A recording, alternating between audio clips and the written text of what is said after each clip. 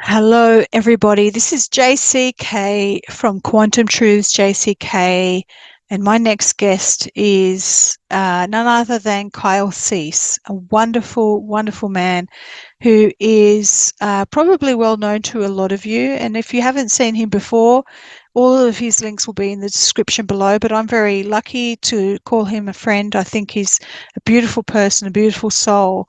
And this video, this intro is recorded 2 weeks after I recorded the initial very long video with him of our discussion about a controversial video that he put out called Me Too. And it was his experience as being a man who has been accused of something. And you need to watch that video. I will put a link of that video in because we make reference to that video quite a bit in this recording. The reason why I haven't put this video out yet is because I have to record an intro to the video for you to get a context of what it is that we're talking about. But what you will see in this fabulous recording, which goes for, at last count when I edited it was 2 hours and 22 minutes.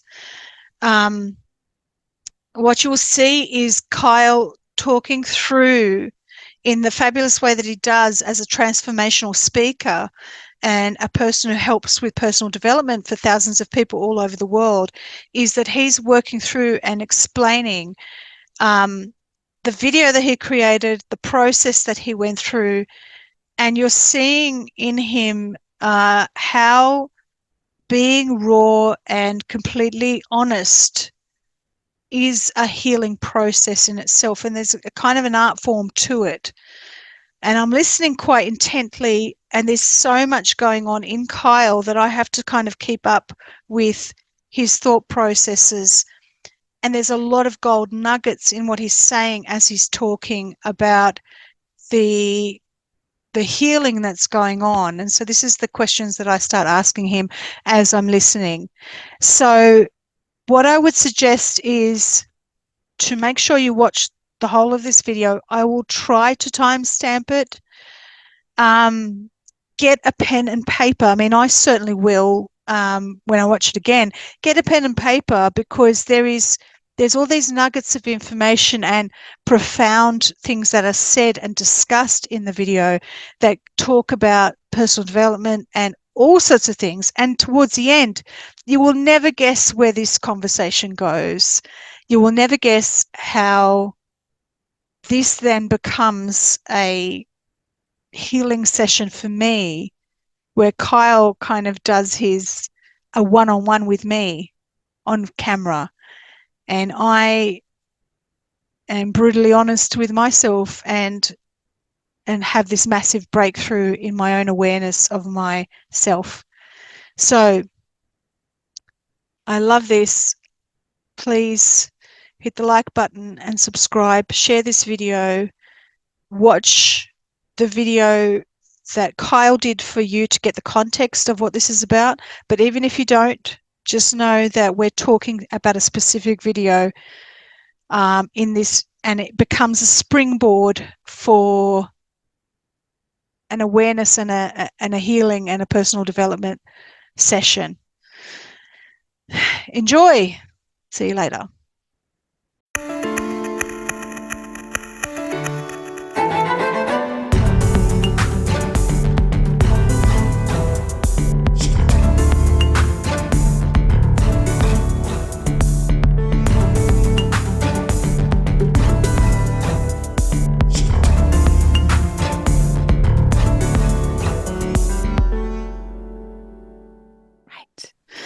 Okay. Hi, everybody. This is JCK from Quantum Truths JCK. I am so pleased to bring back on a wonderful friend of mine. I can call you a friend now, can't I, Kyle? I'm so proud of you. And I'm just so grateful that you're back on. It's been since June that we spoke last year. I think that was the last time. We kept intending to do another show. You got busy, I got busy. And then the other day you put out a video and it was called Me Too. And it, I watched it and I was like, whoa, Whoa, there he is. He's not just helping others heal, he's actually showing everybody how it's done, how the healing is done, and how really being raw and vulnerable and completely honest is done. And we saw the whole process in that video. So I wanted to get you on, Kyle, and so that we could talk about how what's happened since then. What made you do this recording? What made you put it out? Tell me. Well, thank you for the kind words. I'll tell you, putting that video out was something that if you told me a year ago I would be doing, I would be horrified. Like, I felt like what I released was something that had been brewing for a long time and was horrifying to me. Basically, I have been Me Too'd 3 years ago.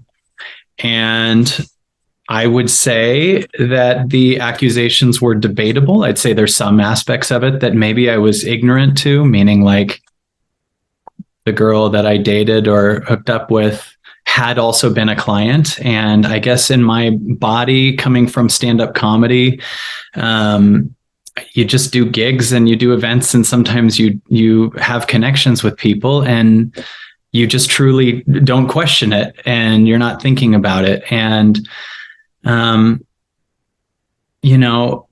that was pretty much the essence of her problem in her thing. But what my experience was going through this thing that I felt the Me Too movement was kind of tied to so much more. I remember when it started and you'd see Harvey Weinstein, Bill Cosby, and you'd see these names, and then any person, it just started becoming like anything that I think Bill Burr one time said. At one point, it just became bad dates. It was just like, and I remember when it came out, first of all, of course, feeling excited for people who felt they did not have the ability to say they were a victim to anything. But I absolutely loved that there was a space where that was supported. What I felt and saw was the shadow to it, which I think a lot of men that I knew were worried about too, which is just like, it was almost like a given that if someone says something, first of all, it's a fact. Second, there's no more due process. Third, the person is just a given that they're bad. And it was a scary thing that when this concept of believe all women came out, I had been going through a time with a stalker before that. I had a woman who believed that she channeled in her mind that she was supposed to have my kids. And this woman flew from Texas to LA and stayed in a hotel and sent videos all the time of like crying because she's having dialogue with our future children.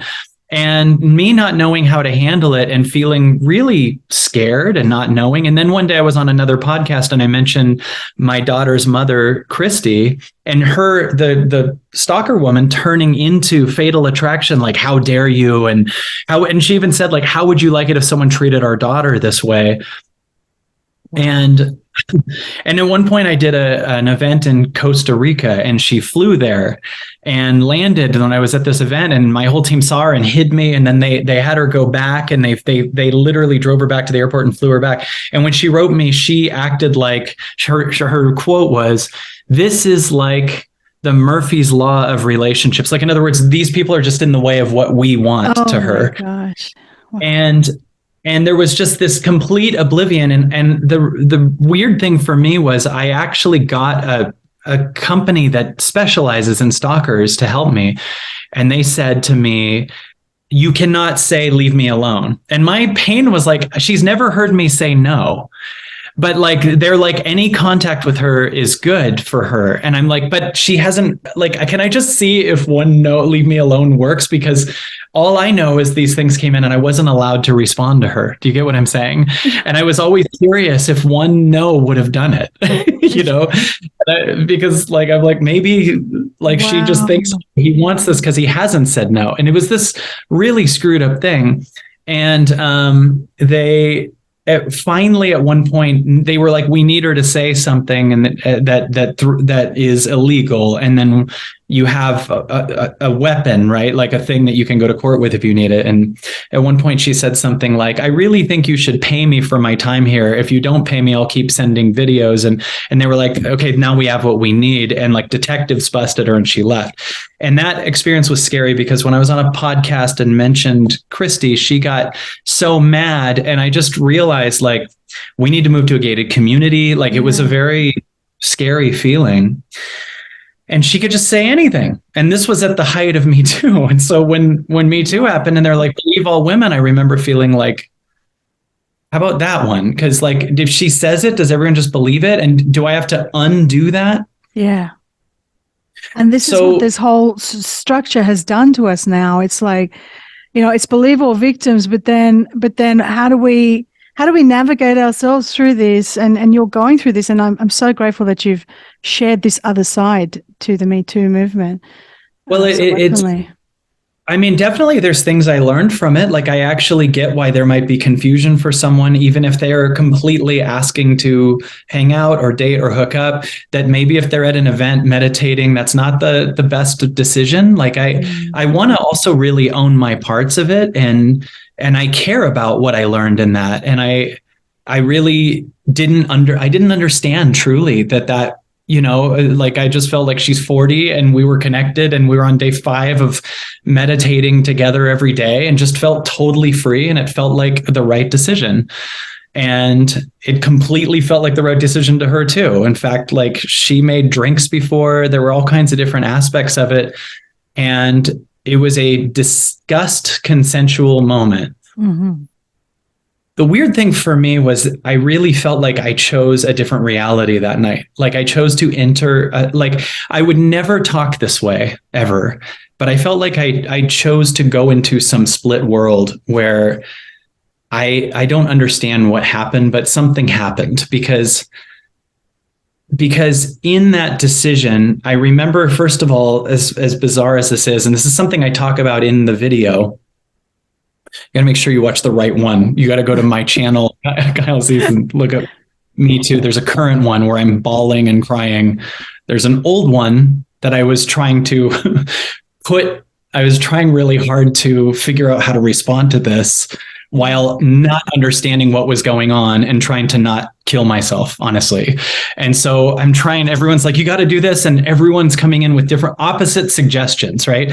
Don't ever say your side because then you're blaming the victim. And I was just like, it was a different energy then. Like, and I was just like still shocked. And this is probably the same day that I was in, I think this was the same day, if not maybe the day after, I was in a suicide ward. Yeah. And, I was really horrified. And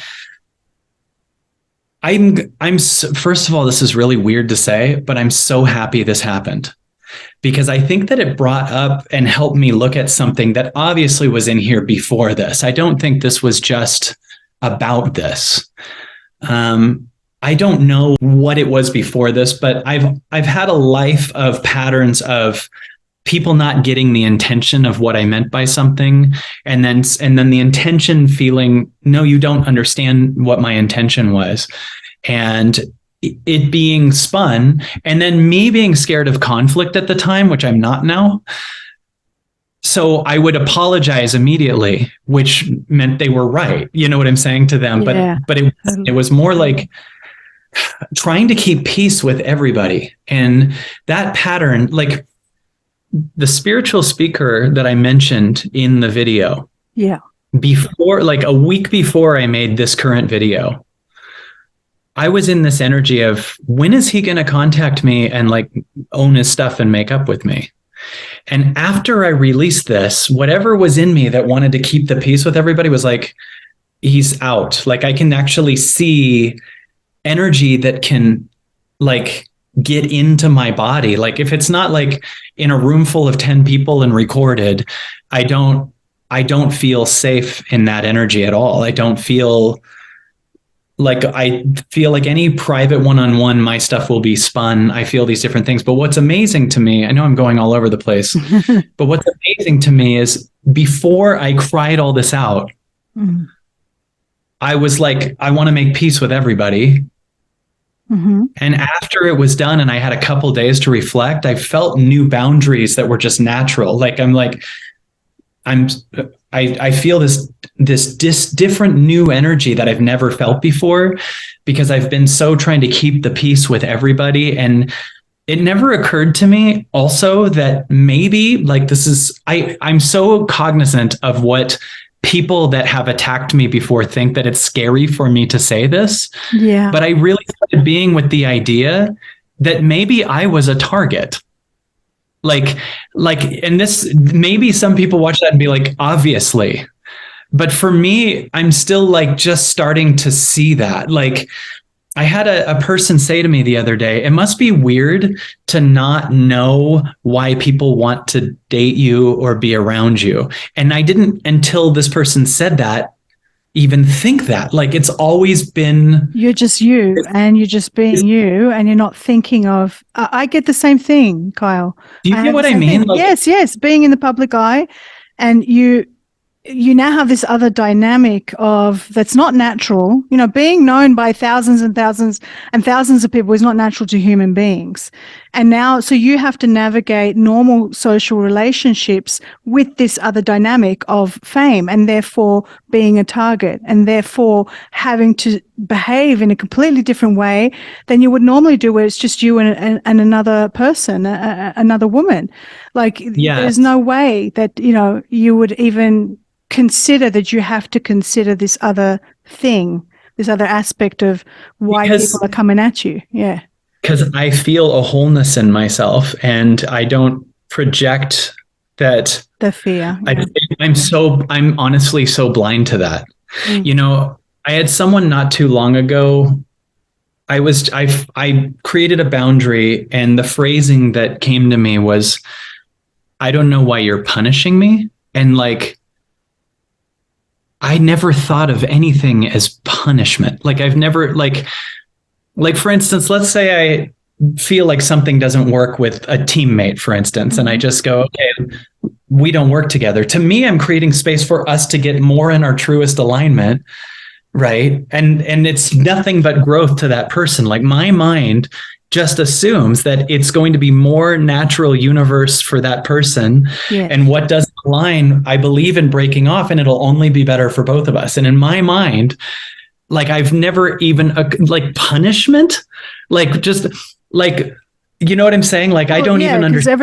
Everybody. So you're looking at it from your viewpoint, but this is, I sort of want to give a context, because we've jumped right into everything. I know. We're all over. No, that's okay. That's okay. I want to give a context to everybody. So my question to you is what broke in you? What made you, because that was for your, absolutely everything past people, right? So people that they're on a call for that day, and you decide to press record. Last week.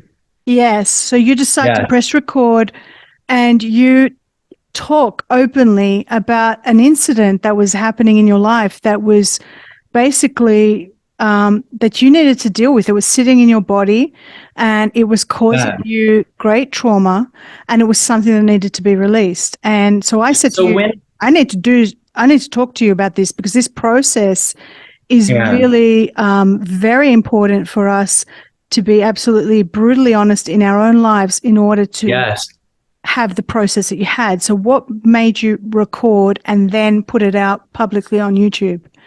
When it first happened, the highest I knew was fix it and hope it goes away.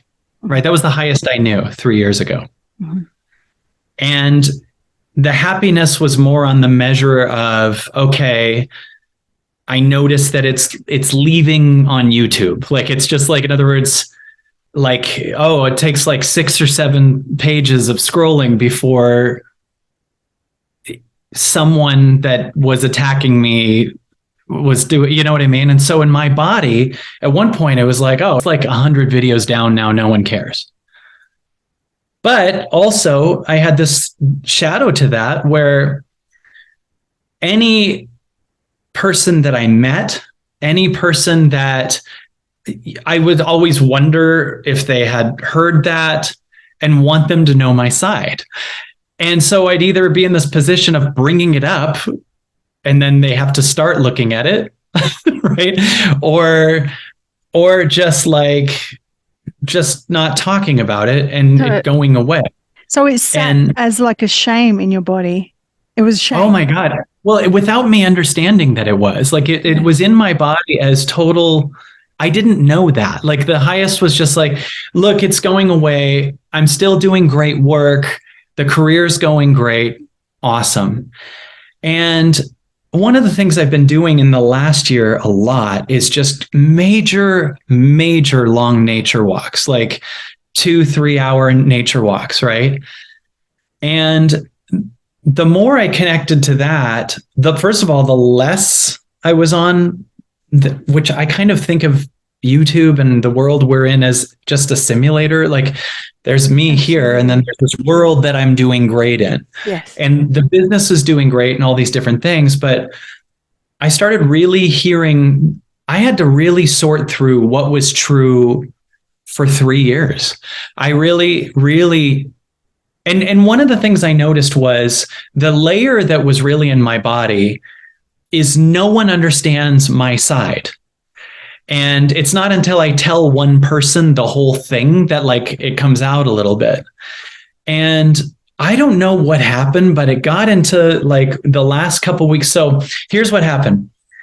Maybe it's so fun to talk about this. It's so fun because I would have not wanted to a month ago. Yeah.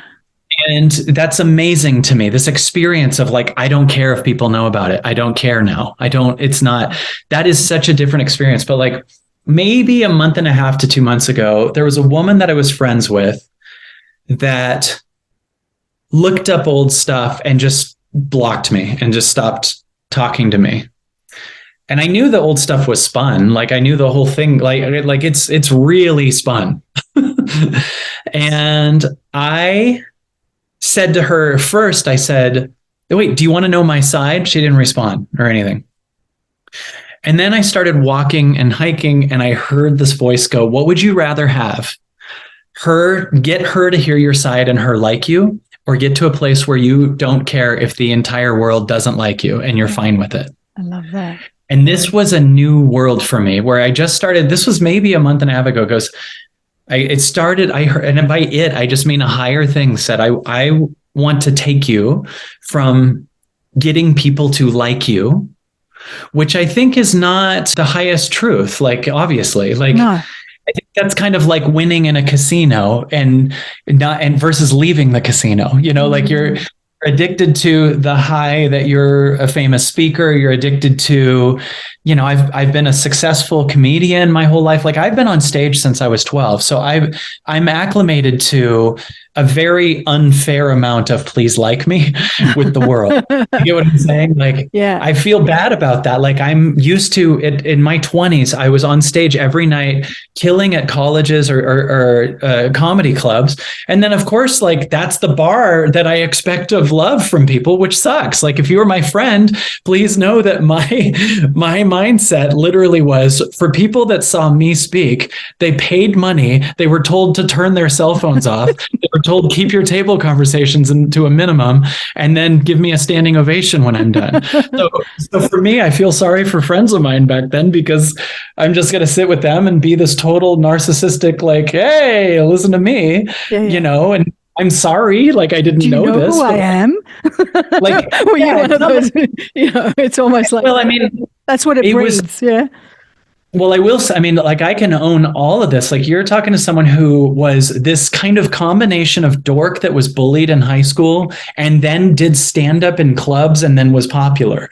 So like I had comedy. I even bullied myself hilariously with the bullies.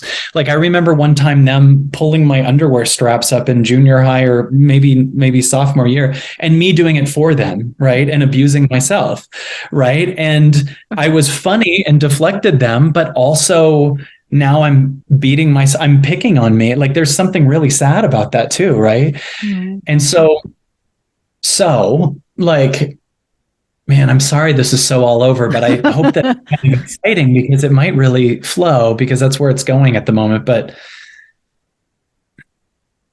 that level of please see me was there and the highest that I knew.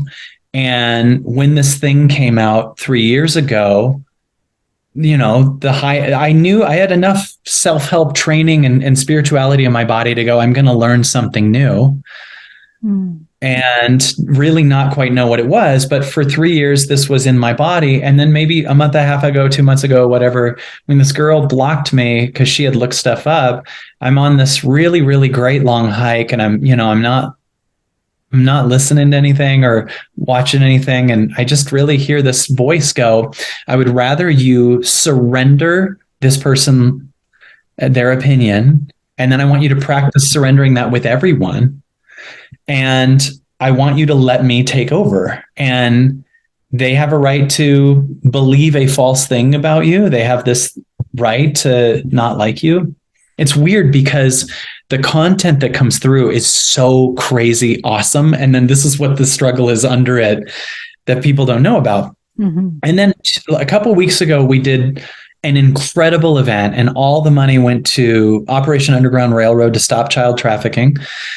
And a previous event that I did, I had a couple of people that were kind of actively pushing this narrative of the Me Too thing, that were attempting to kind of be there and silently protest my events.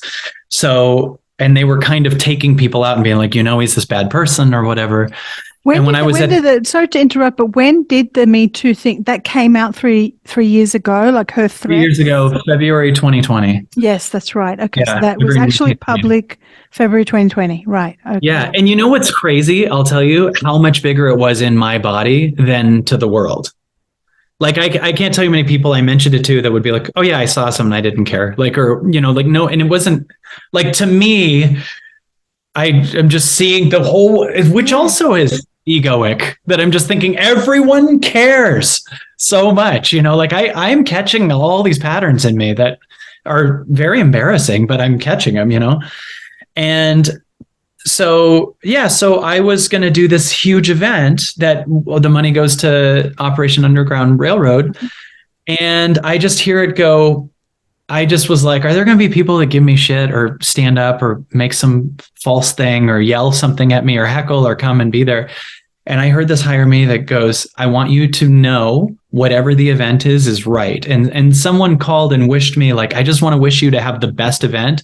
And I heard the higher me go, have the event you need to have. And it was so different. It goes, I started really getting to a surrender where there was no control. In other words, I didn't want it to be good. I wanted it to be what it needed to be, which happened to be better than if I had some aspect of control that said, please make it good. Does this make sense? Absolutely. Yeah. And I started. You're in the flow. Basically, that's what it's teaching you, is whatever is meant to be is meant to be. I get it. Yeah.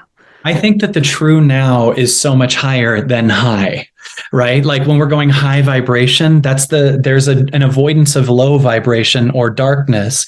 And us being like here contains the darkness that's in our body too. There's, and the darkness is just unseenness. I don't think it's bad unless we're avoiding it and keeping ourselves on a false high. Right. And so one of the things this did was 3 years ago, it opened that up, because after that thing happened, the first thing I did after almost committing suicide, the first thing I did was I went to a darkness retreat. In other words, I went to a place in the woods that was a little cabin in the woods in Ashland, Oregon for 10 days and sat in total silence in pitch black. I mean, it was crazy. They had a double door thing that they put food in. I wouldn't see any daylight. You don't know at what time of day it is. It's like you start even losing what day it is. Like you're really kind of working on yourself, like all the way. You have no phone, you have no daylight, you have nothing. And the first 5 days, I had this very big energy of like, I'm so excited to see how powerful of a speaker I am on the other side of this and whatever. And I'll be the lightest vibration ever. And then I heard this higher me go, this darkness in your stomach also is a thing. Like, this pain in your body and the shame in the lower areas also is equally important. Could you stop getting to some higher vibration? Could you stop finding some vortex higher, holy crap, high vibration shit? Like, stop it. There's a boy inside that you're avoiding by trying to go higher and higher and higher. And this was the beginning of being really present for the lower vibrations through the now versus like escaping them through the high. And I was listening to Law of One, and one of the things that Law of One by Ra said is, when you help one, you help all. And this was so big for me because it changed me from thinking that it's based, my success is based on numbers of people. Yeah. And it was like, could you just be in service one at a time? So I ended up doing 2,000, I believe, one-on-ones for just holding space for one-on-ones. This was so profound because at the time my daughter was 2, going to be 3. And I was about to go tour with like Deepak Chopra and do all these tours and really go be a famous spiritual speaker. And like life through that and COVID stopped all that. And all of a sudden, for the first time in my life, I was home for 3 years. And I'm used to being on the road since I was a teenager and being present. Like the first 6 months, I didn't know how to like even have a home. I'm used to the suitcase being by the door and all these things. And I really believe that one of the amazing things about this is my daughter got her father. I think she would have had a traveling, famous, distant dad who was so loved his daughter, but wouldn't have been nearly as present there and wouldn't have been clearing out stuff and just been about higher and higher and not even known it. Like I was heading that way. So I'm very thankful for this. So you're talking about, I mean, everything in the shadows, everything is, even like the darkest days of COVID had its blessings. All of this was for us to go into this spiritual quarantine and kind of work on us, and forcibly work on us. And that's what's happening with you. And so you're now talking, because you're talking about a lot of different stuff, and I could feel every single. I know you're doing every okay. Single lesson. No, every single lesson that you bring up has got a whole heap of questions with it, or a whole heap of context. And I just I'm shaping this for the audience to talk about where you're going with this. So, one of the reasons why I invited you is to talk about this rawness, and you're spilling the beans, right? You're trying to talk about the process, and you're spilling the beans on this incredible process and the parts of you that you may have ignored, or you may have not looked at before, or you thought there was something else, and then they come up. And in all of this process is a blessing. So even in the most painful part is the process of healing and recovery and bringing things to the surface. And like you say, the shadow parts of you fall away. So what drives you to, I'm bringing you back to the question, what drives you to doing this and putting this out publicly? Because that was, I mean, you had ugly cry, you did the ugly cry, you did the whole thing on the video. And my friends were like, you got to see Kyle, like, go watch Kyle. Like he like the first 10 minutes is like, he's just crying and letting it out. And we don't see that. We don't see that as a public figure. And as much as you facilitate thousands of people every single day, we don't see people like you and me doing what we do and being ourselves. And that's why I love it. And I loved what you do, because I do that. I am brutally honest, and I believe in that as a healing thing. Brutally honest. I thank you very much. I mean, I will tell you, so I'm doing all these hikes and starting to really get to this level of surrender where I'm okay if they don't like that. There's something not keeping the energy in protected anymore. And I'm just like, okay, it's okay if they don't like me. It's okay if they don't like me. And if they believe that, what if I don't even what if I don't explain? And it just started being so much more now. And I don't know what it was. There was something about the event we did that I was in this true energy of, if I got heckled or crap for this, or someone was there protesting or something, it's completely fine. And all of a sudden I really started. And by the way, the event it was so unbelievable. In other words, in being in surrender and not wanting it to be good, and telling God, I am open to whatever you have for me, and I'm open to whatever thing that happens is a lesson. The surrender was matched by miracle after miracle. And let me give you an example. Tim Ballard, the CEO of Operation Underground Railroad, the end of the event, after we did this crazy event, right? He, on his way onto the stage, he asks me to stay there with him. And he was going to give this presentation of how they rescue the children and the story of everybody and everything like that. And he asked me instead to stay with him. And he says, would you sit with me? And he does this combination of presenting how he rescues children and what their stories are and crazy backstories, and brings a vulnerability and somewhat wants me to coach him on stage, like past this badass guy that like they're making movies out of him. Like they're literally making movies out of this guy. Like he's a total hero. And he then opens up to me and starts to say, you know, all these things about his emotions. And my event was called Freeing All Children Inside and Out. And the money goes to freeing the kids on the outside, but we're releasing our inner children the whole weekend. And like, you know, and he wants to free his inner child.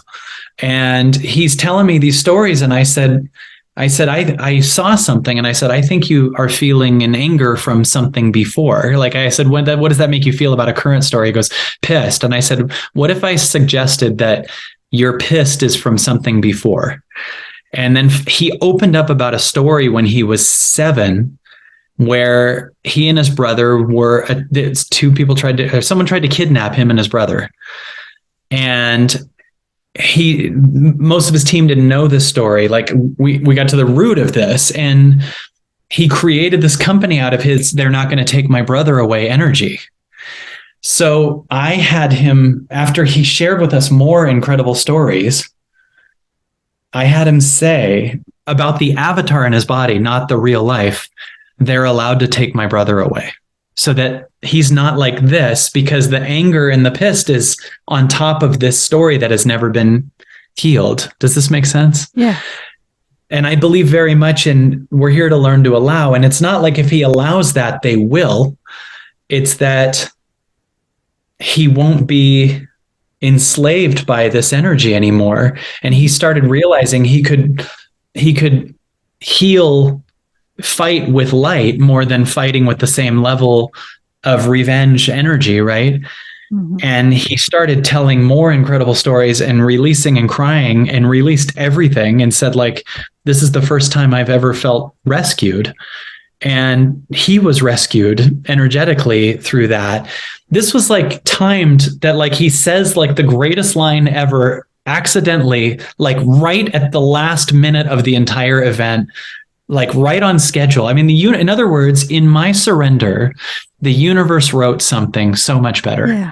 And then the audience screamed, do another one. And we're doing another one. And we're like up to, I don't know, $500,000, something like that for Operation Underground Railroad, around that, 450 to 500,000. Like we brought, incredible. Like the next event is going to be in Salt Lake City, and we've already brought $150,000 to stop child trafficking. And that event that we did brought around 340, 350. I donated my Corvette that I bought from an old guy because his wife had a stroke, and then I donated it and we auctioned it. It was just this giving holy shit event. Yes. And we were also hearing the stories of the kids rescued and everything. I don't know. I just really got in touch with mine. And so I had this next week where I really had to process a lot.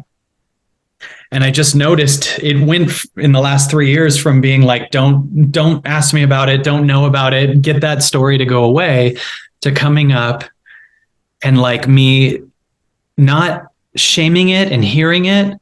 And then on the Sunday morning, I just had this moment, and I said to Mary, I said, I'm going to tell the story. We're going to make, and the way I was going to do it was, I'm going to start to do the Sunday morning call. This was on an egoic level, this is a total risk because the whole thing's done. It's gone. No one cares. But I'm like, and it's going to bring it all up again. But it had to. And so like, I tell Mary, we're going to do the oneness call, because on Sunday we have our oneness call, and then we can record a call afterwards where I'll tell the whole story. And we go, okay, so the audience comes in on our Absolutely Everything pass, and she's got music playing while they're loading in, and I just start feeling the emotions. And I'm telling the audience, I'm going to make a video for you for later, and I just start bawling. And then once it was out, it wasn't scary. Once that whole thing was out, It wasn't not only scary, but there was like a force and an anger and a protection and a power.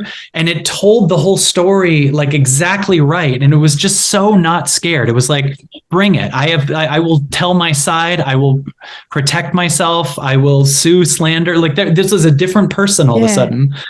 And I mean, this process, I've been through it too. And I had something that was inside that the public was aware of. But I couldn't mention names, and I had to say it, and I had to bring it out, and I get that. Now, I want to ask you this. Did you have any backlash of people saying, I call bullshit, you were not you, like you're faking it. You're faking it. Because I had that in some. I don't know. I don't know if I had that because honestly, I'll tell you the next level of my freedom was to not even be on YouTube. Like I was for a few days and I'm like going, okay, my next thing is to just leave YouTube and let it be whatever it is. Like, cause it's still a fictional world. But what I experienced was the audience, like we didn't lose anyone, like the absolute everything passed was the same exact amount, or maybe a couple people fell off, but that's the same pace of what falls off anyway, kind of thing. Yeah. And there's people that are in angry old podcasts that are just like trying to do hit pieces or just be like, there's this one woman that sits and does podcasts from this extremely angry thing and just literally makes assumptions about everything and pauses it, like those reaction videos, and everything she says is wrong, and it's like we're kind of watching it laughing. Like she'll just be like at one point I say in there that I went to 4 psychiatrists and found out I do not have borderline personality disorder because they were all saying that. And she pauses it and goes, when you have four psychiatrists in the same suicide ward,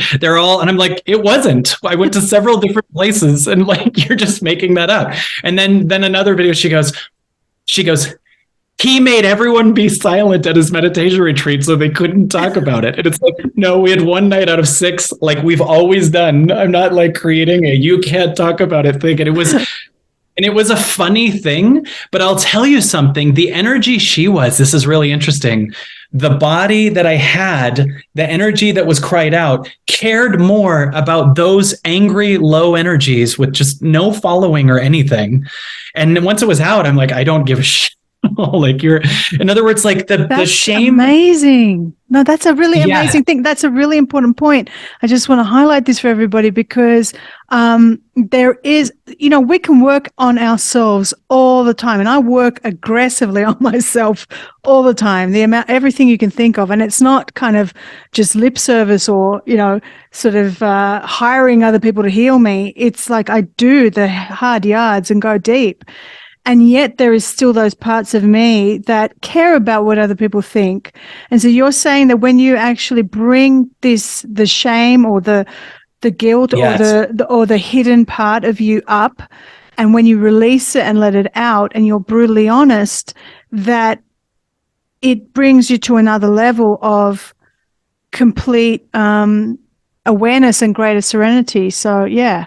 Well, imagine that this is a really big revelation I actually had this week. The shame was met by an avatar of the shamiest energy on the outside, right? That's what kept it in.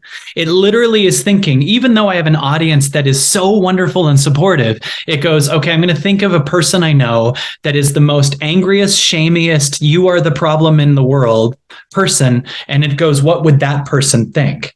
So it like literally has like a match to it. And then once I cried it out, that avatar left too. Like do you get what I'm saying? Like there's specific people I can think of that'll be like, no, Kyle, you da-da-da. And that I would actually, the shame would be like, I'm sorry. Like, I don't want to, you know what I'm saying? Like, and then once I cried it out, they left energetically from my frequency. Like they feel so, amazing. This sounds so egoic to say also, but they feel so, I feel like I just took off in a hot air balloon now and they're just reaching and it's like, I don't care.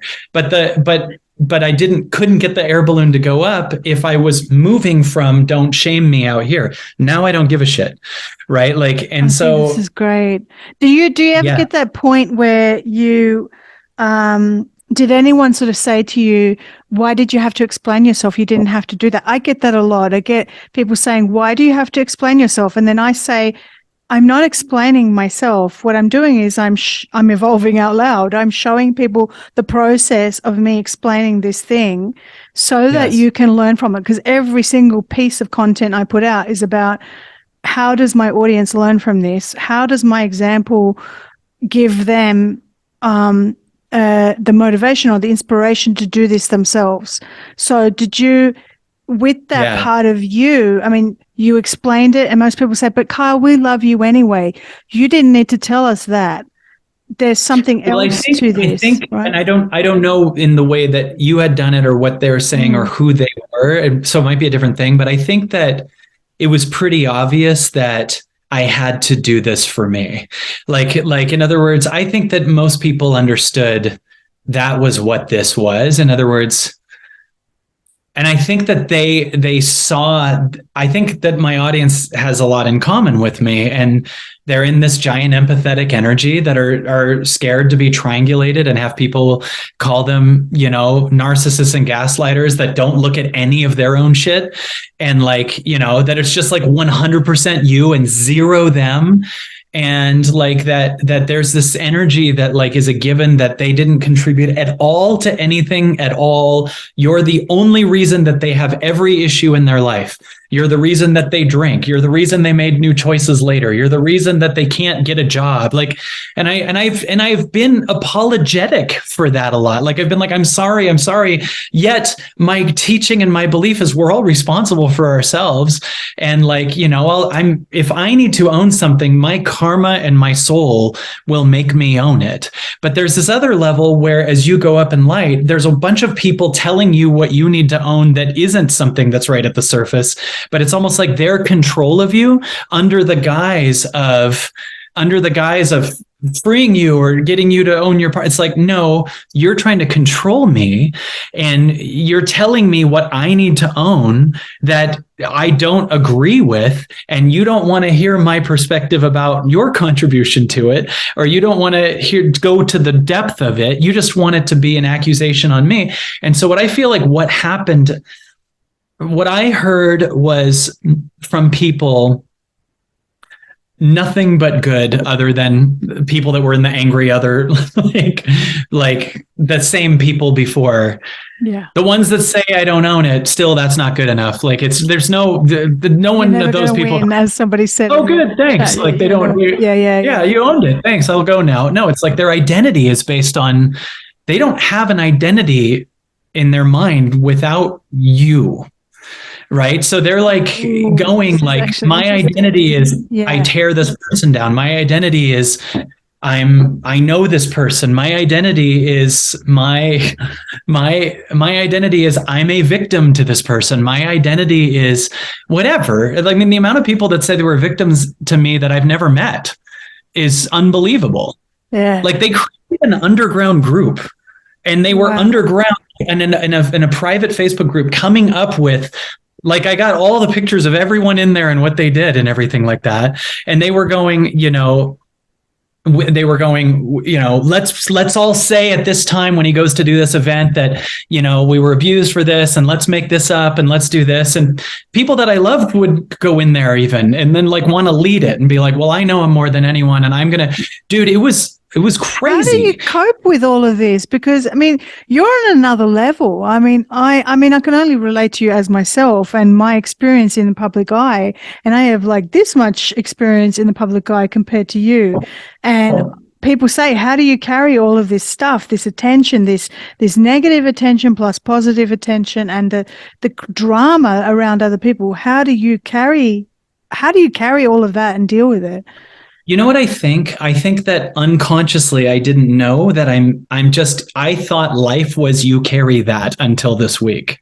In other words, I think that my dad carries a lot. My dad had a big successful image, but had stuff in his body, that he carried. And I just watched my dad, and I watched relatives of my dad become incredibly successful, but it'd be normal that I think my dad was carrying things that he probably never will know ever that he doesn't have to, and now it's so stuck there and he's older that it's just like, but I think that that's what I saw. And like, I feel like I was more about like I wanted to have the life that I wanted, success. And I didn't know that I was carrying certain things. Like, I just was like, as long as like, you hear all the spiritual teachings of just let it go and just allow. And there is a level of letting go, but I wasn't letting go of the me that carries things. I would let go of facing someone and going, that's not right, or saying this isn't fair. I would let go. The kid in me would hold it and go, it's okay, I'll let go. Like, that's right, and that's not authentic enough, right? I didn't know, you know what I mean? And so I feel like a 5-year-old me was letting go of everything, but I didn't let go of the 5-year-old. Yeah. Right. And so like, there's a level of letting go now that like, I am getting very clear on. It's more authentic. It's more authentic. It's rather than the spiritual turn the other cheek thing that everybody, because I hear it all the time and I go, because everybody does the whole thing of, oh, don't worry about them. I'll just let them go. They're not on your level. And but there's still that anger or that frustration or that grief in you that can't just let it go, or it's at the detriment to you, you're letting it go, and that's not as authentic as what you're talking about right here. Is what you're saying is you're processing it and then it doesn't matter anymore because you've actually released it, right? Like, I would let it go like this. Like, I would let it go where someone would say to me, you did this and you did this. And instead, and if they're wrong, I would still go, okay, like I hear you. I didn't see it that way, but I'm sorry. And I wouldn't let it go like you're wrong and that's not true. I would keep peace with that energy and apologize, even though I didn't. Yeah. I was just like hearing, does that make sense? Like it would be like, if someone would be like, you did this and this and this, I might be like, did you think about maybe also you'd like, I'm sorry. Like, it would be like, now it's just like, no, that's not what happened. Like, it's very like, it's just so different now. And it's just like, I could see the kid that you got to remember, I was on stage as a child and in my teens, and this created an image, and this image was what got love and what protected me from bullies and what everything like. And so you go, well, I get a lot of love, but I also, it's fine. You're going to, as you go up, you hear all that you just get a lot of hate. And so what do? But like, I also didn't realize how much I took the hate versus letting people hate and me not know it, like me not feel. I would just like take it like bullets nicking me and it's fine. It's fine. I'm just going to let it go. And then what you saw was the release of that. I'm blown away by the universe or God or whatever you want to call this, because I was going to make the video later and I just heard God pour that out. And it happened to be when I was scheduled to do that call, and I cried it out, and everything. The way I talk is I just let the now do the talking. And I was like, this thing is like the emotional level of I'm about to throw up and it's all the way here and it's ready. And I was just like, even though it opens this whole door again, it's fine because do you believe in I love the David Hawkins scale. Do you know what I'm talking about? Yeah, I've seen it once, but like, explain it to the audience.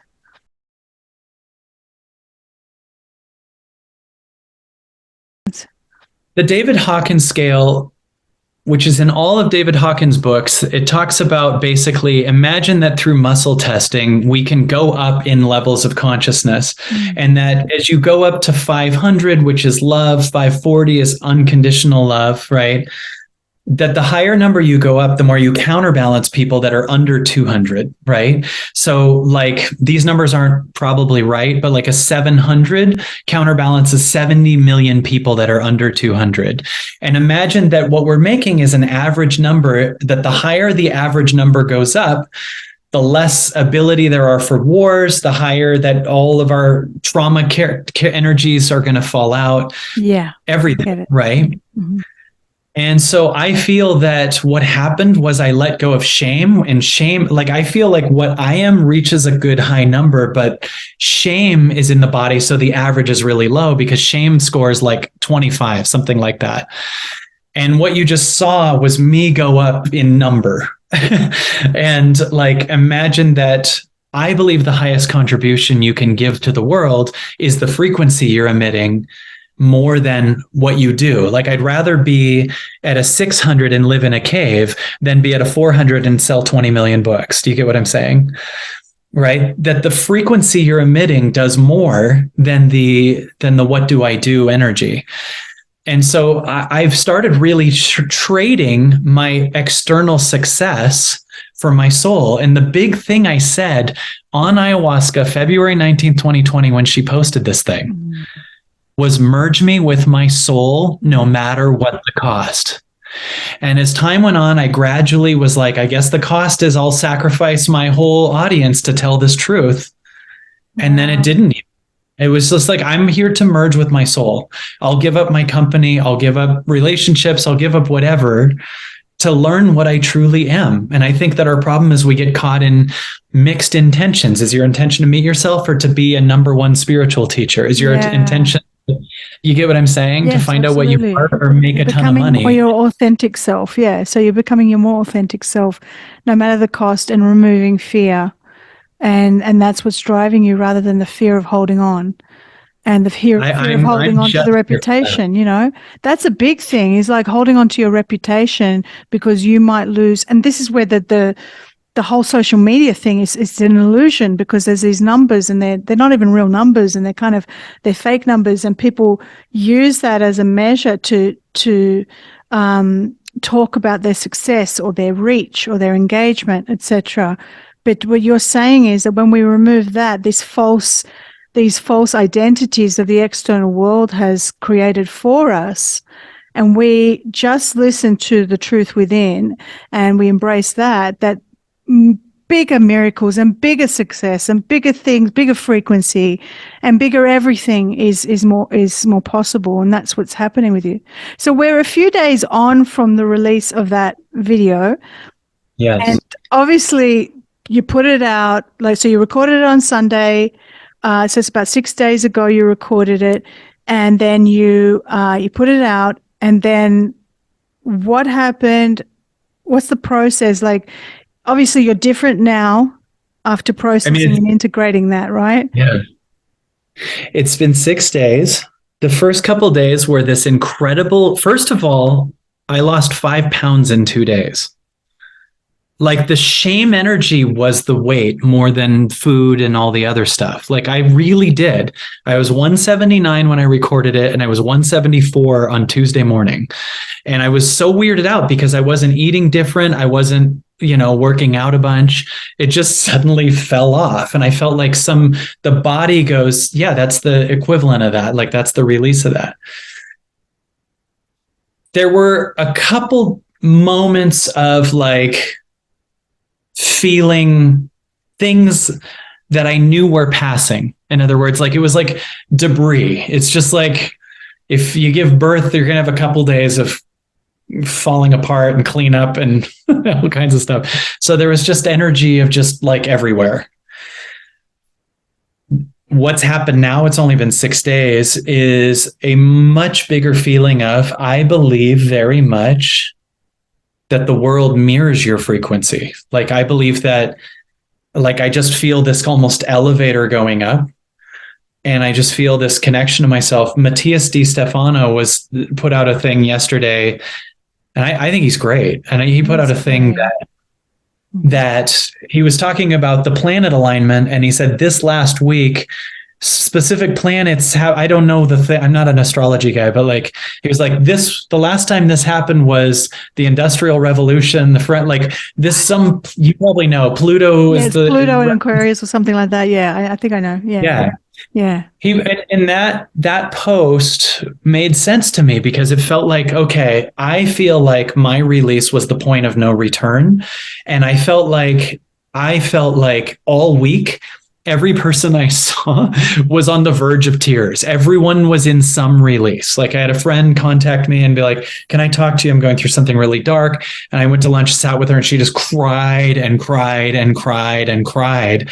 And then I was at the gym on a rowing machine, and a dude sits next to me, and I could tell he just wanted to release something. And he was just on the verge of tears. And I realized this is my office at the gym, because there's this one guy that sits next to me, and you can just feel like, I'm like, you okay? And he's like, I'm just feeling, and I can just feel that we used to be used to not even knowing that our emotions and our traumas are buried under us, and we lived on a linear timeline where these things didn't come up. And I feel like it is unavoidable now. I feel like it's exponentially going to be faster and faster. I feel like it's just doing this, and that our collective energy is going higher and higher and higher. And it is so important to be completely undone from your mediocre addictions. Like, I just feel like flipping through social media and scrolling aimlessly on anything is so dangerous. And when you let go of it, you will see the patterns of the unseen kid, and it's going to move into tears. And I feel out of reach to people that I used to be scared of. I feel like I'm lifted out. I feel like I don't feel that there's any, I don't not only feel like there's any detriment to my career, I feel like my career is a byproduct of my frequency, and whatever doesn't align isn't supposed to. And that there's an even more direct talking from source that's coming through now. I did a hot seat one-on-one call last night on our Absolutely Everything Pass, and it was just so insane.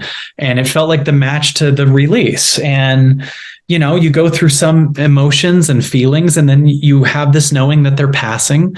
If you feel like, what if they say it just passes? What if they say, what if someone, it's just like, oh, that's just old shadows of fears that were buried that just kind of come and go really quickly. And it overall feels like a much bigger freedom. I'm much more here, just no identifiable shame here right now. Amazing. Which is really weird, because before, I could be in like a conscious, like I could be at a Whole Foods or whatever, where there's more conscious people, and get spotted. And probably 2 months ago, a little bit wonder if they know about that, if they're judging me, what they think. Now I'm just like, I don't care. I don't care if you know about it. I don't care if you think I am that. I don't care. And that is so weird to me, to just be like, I don't care. Because also, after I released it, I don't have any energy in my body holding on to it anymore. Amazing. Like, it really, that it wasn't just that day. It's been a continual every day. Be like, yeah, maybe they're all thinking that. I don't give a shit. Like, there was just like every minute is like, there's no more, what's the strategy? What's the way to protect? What's the way to explain yourself? I don't give a shit. Like, I could take that video and send it to people that had judged me before, and I don't even care. So I don't want to. The energy of holding it in, and all of that is fallen away. Of course, you're going to lose like how many pounds did you lose? 5 pounds? Of course, I you're lost 5 pounds in 2 days. That's amazing. This is funny, because I want to write a book called Shameless Weight Loss. So that's kind of cool that you did that. Isn't that crazy? So it's like all about. I mean, that's how to do shameless weight loss. Yeah. Yeah, that's crazy. So all of that was in my stomach, and the stomach was where I could never lose weight. I was going to the gym so much, and I would fast every other day, and I couldn't get the body to where I wanted it. But I also realized I'm shaming it to get it down to the weight. Like, I'm trying to get everyone to like me as the basis of weight loss. Exactly, and shifting the focus away and the shame around that. And also, when you think about what fat does, what does fat do? It's protection. So it's hiding this shame. It's protecting you from more pain. So this is incredible. I mean, there's so much that you're saying, and whenever you talk, there's like 5 million things in a paragraph of what you're saying that. No, I'm still all over it tonight. You're the first interview since this, and it's just like, there's so much to say. It's just so. I know. Exciting. It's exciting, so exactly, because it's a new level. And the thing is like, if you had an interview with someone who was not necessarily going to be as awake, and they're going to be talking about the juicy stuff, right? It's going to be a different sort of level of release. And I just feel that this is great. I'm glad. Thank you so much for doing this first interview.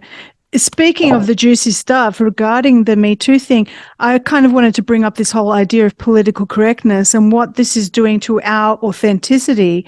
Because if we're not free to speak and we have this external sort of censorship, then we can't be free to sort of heal in a way. My whole thing is about being completely brutally honest, even if it's painful. And so where do you stand on that in terms of, I mean, we don't have to get political or anything, but like just in terms of these structures around us, these institutions, the vernacular, the language that is around us, how do we completely heal this stuff and allow men, for example, to heal for things that maybe they've been blamed for, that, you know, and so they're holding all of this stuff within them. Yes. Well, you know, what's so weird is I really see the world as mirroring you, right? Like, in other words, really picture this. For like a year ago, I was so scared of the idea of someone seeing me as a Me Too'd guy. Right. And now I just kind of see the whole structure of Me Too just kind of lying on the ground. And I it's just like funny. Like, it's just like a house that fell apart. And it's like, yeah, I went through that. It's, you know, I'm not saying there isn't legitimacy to true people that were in that, but the whole structure of what I'm saying is what was scary isn't now. And I feel like I'm in a post that world.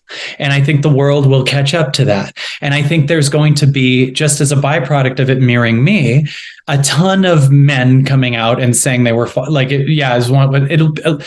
we're moving from a world where you are your image. Like, I was very caught in being an image without knowing it, to being free. And I would rather be, instead of being the very best image that I could be, I would rather move to a world where we've all made mistakes and we all forgive and we're all free of it. Like, versus like, I'm looking like this and I'm this idea of perfection.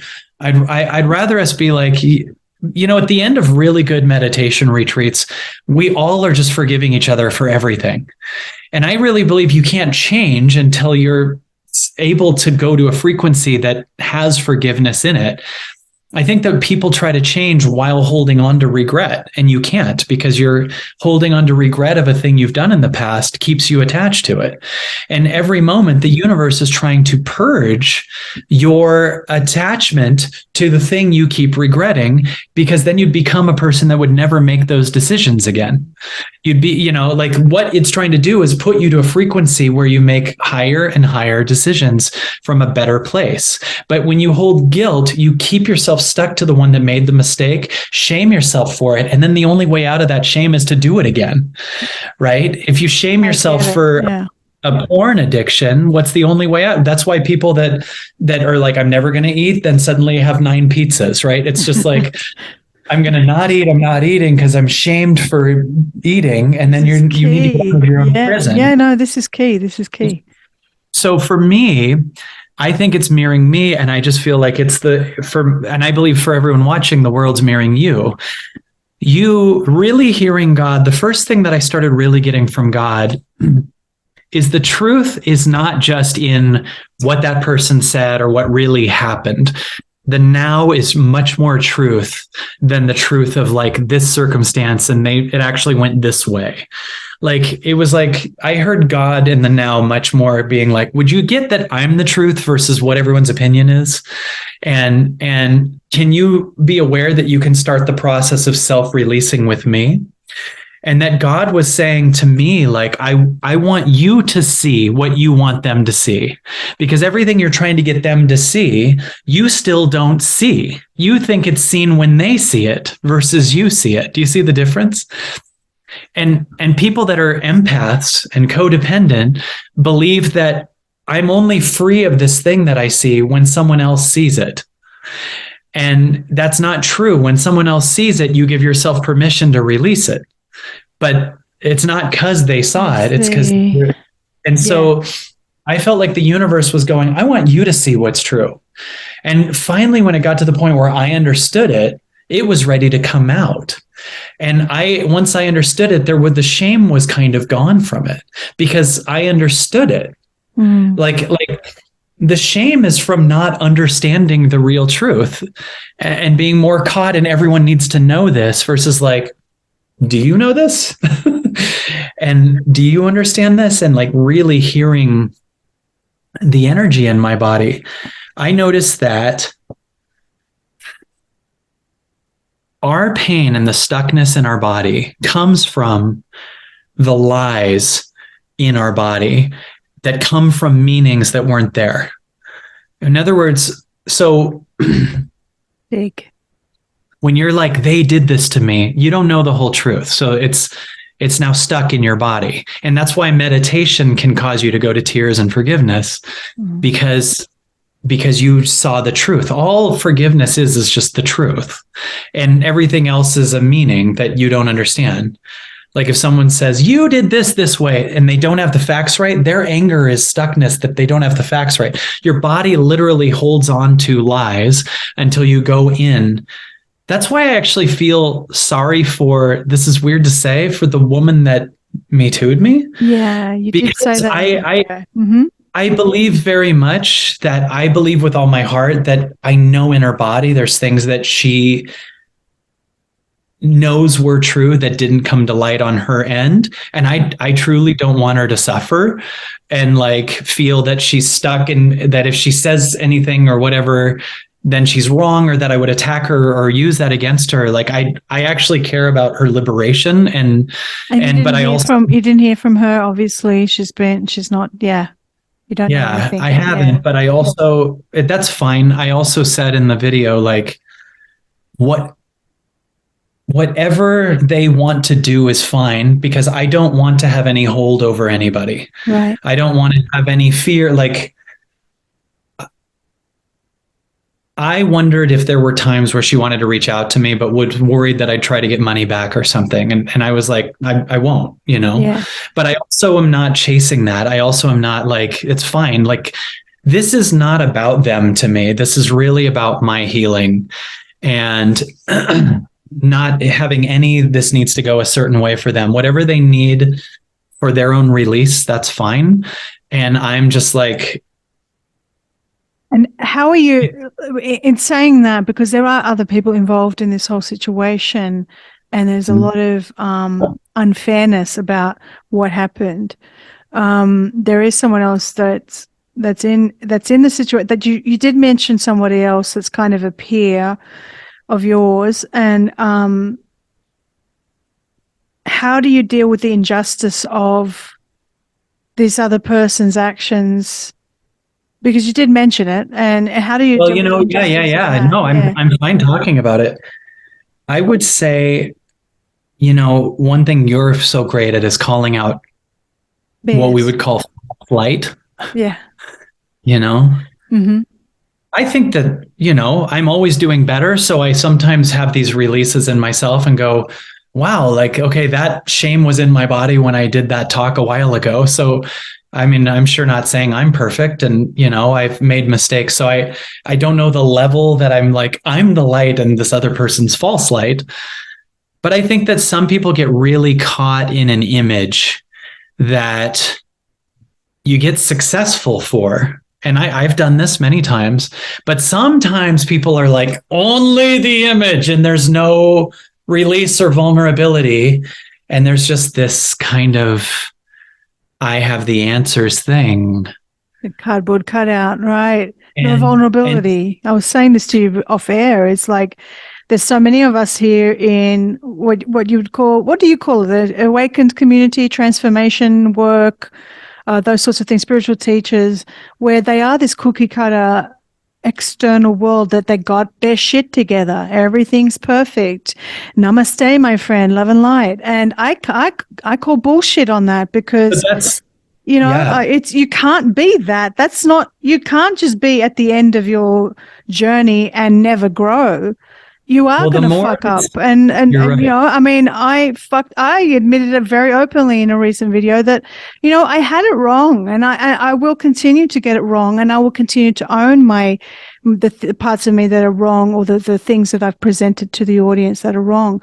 And so you're talking about some spiritual teachers who won't, or people who won't own their end of the thing, but they're happy to point the finger or gaslight or what have you. Yeah, Is that what you're talking about? this particular spiritual speaker I knew personally very well for a while, and found the presentation to be far off from what I knew in person, which is also allowed, but I would just offer that exists. And I felt that the presentation is just like this kind of perfection thing, that the more that it's like getting rewarded and seen, if you're not willing to evolve out loud or something, or bring your own vulnerability in. I mean, sometimes he did, but he would say it like, a while ago I realized, versus like we'd see vulnerability and pain, and like, not that you have to be in pain, but but his talks had a lot of like comparison to other speakers. And like at one point I noticed that a lot of his talks, I felt, were me. Like he'd be like, there's one talk I saw him say like, some speakers talk about meditating 2 hours a day and think that, and I'm like, I was in the middle of a 100-day meditation of 2 hours a day, right? Like, yeah. And he literally said that, and he'd be like, or you think you're that because you care about the David Hawkins scale, or you think this because you're a New York Times bestseller. Yeah. And I just had got New York Times bestseller. And like, I noticed that he would like say stuff like, my teaching's the most loving one, and all these weird things where it was like about him and his teaching, and comparison and what's wrong, and kind of a mocking of other things.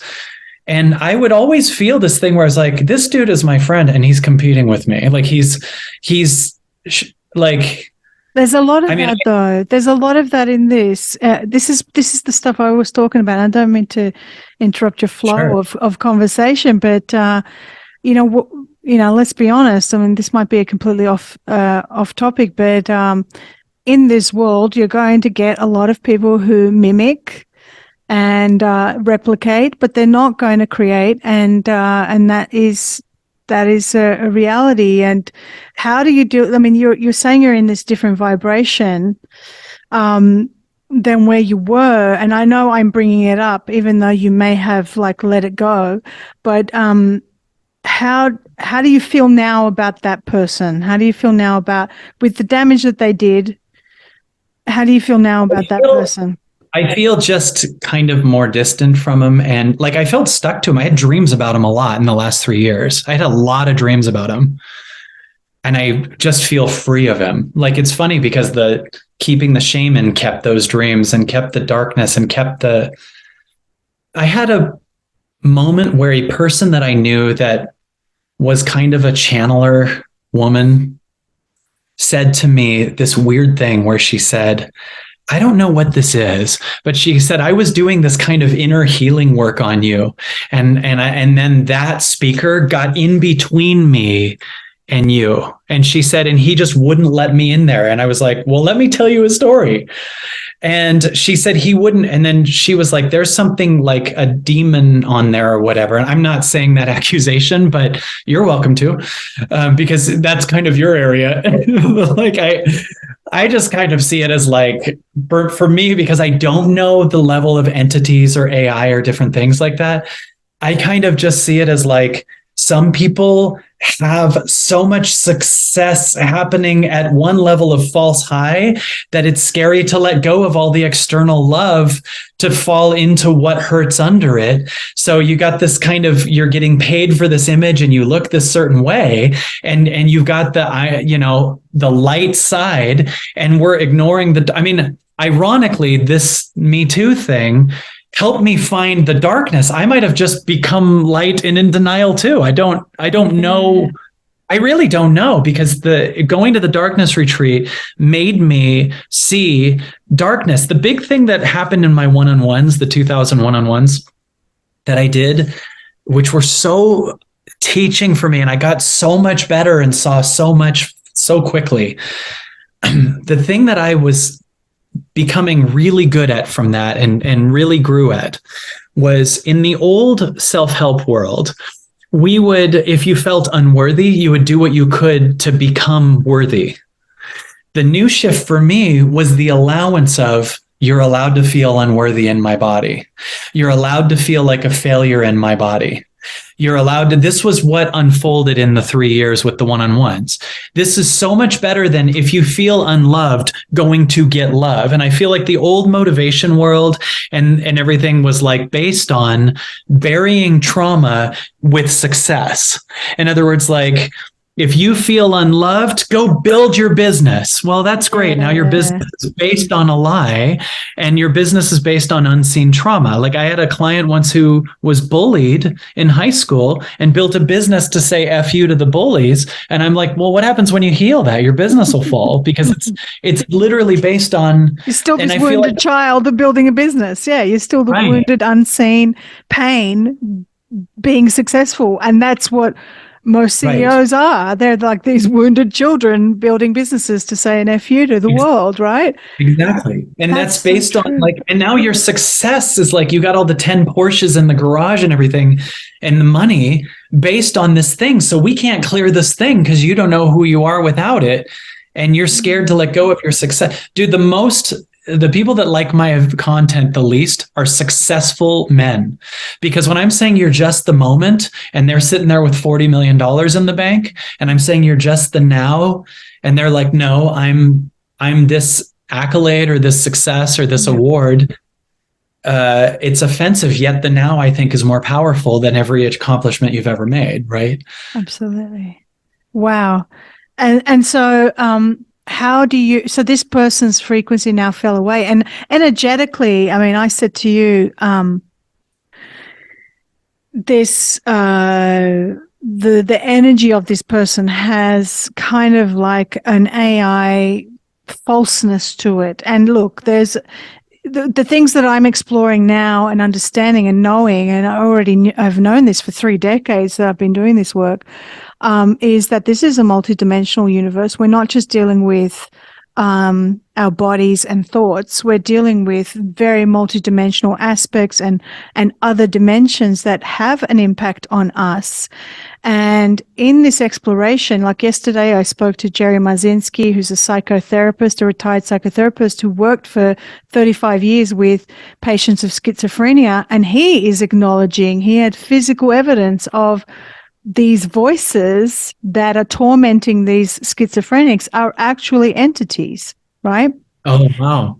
And so when you look at it like that, and we went deep in this interview, and we were talking about these other entities and what they could possibly be, and he has like a technique to help people recover from schizophrenia, which is like unheard of, right? And so we're talking about if we see schizophrenia as like the height of tormented, traumatic voices, that to the point where the person is now insane and incapable of doing things, paranoid schizophrenia.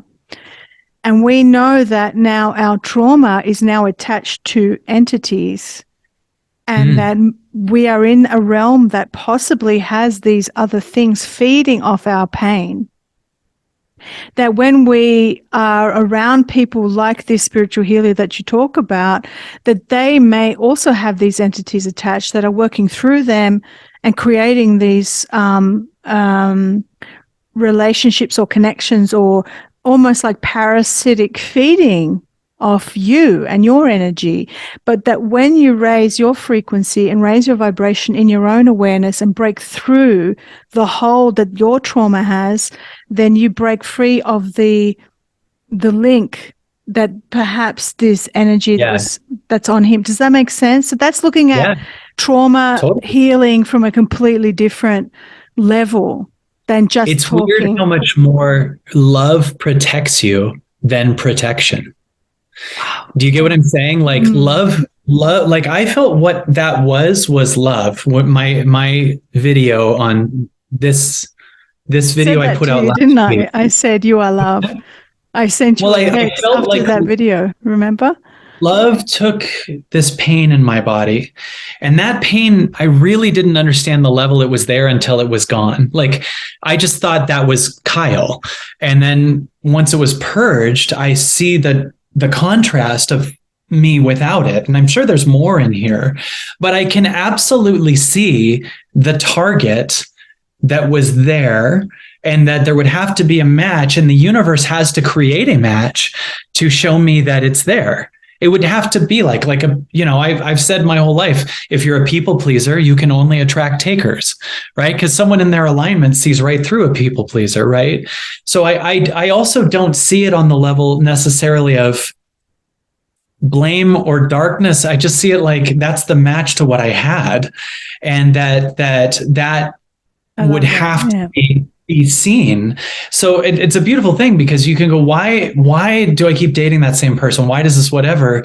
And you start getting alone with yourself and going on these major hikes in the woods and meditating, and you start to finally identify things that you just thought were you, but that are patterns. And those patterns are something that other patterns feed off of. And whether they're entities or whatever they are, I mean, I know for sure, whether it's those or not, that it is patterns. My downfall sometimes is the belief that everyone is going to want to clear those patterns as much. Like, it would be like me to want to go to that speaker a while ago and be like, let's do the work and get that out, and just expect everyone wants to change at the level that I've decided they want to change. And I've released that now. I really am getting better at seeing people where they are versus my potential of them healed, because my seeing them healed has led me to stay stuck with people that were doing things that hurt me, and me seeing that they don't mean it and they'll get to the other side or whatever. But I do think that, yeah, I don't know the level of what that is, but I do feel that it's almost like I had a plate of food for them to eat off of, right? Hanging off of my chest and stomach, that fell off of me. And I feel much more light. I feel much more free. I feel fine, absolutely saying whatever I need to say. I feel I'm not like, there's nothing in my body that like, or there's less. I'm not saying there's nothing. Yeah.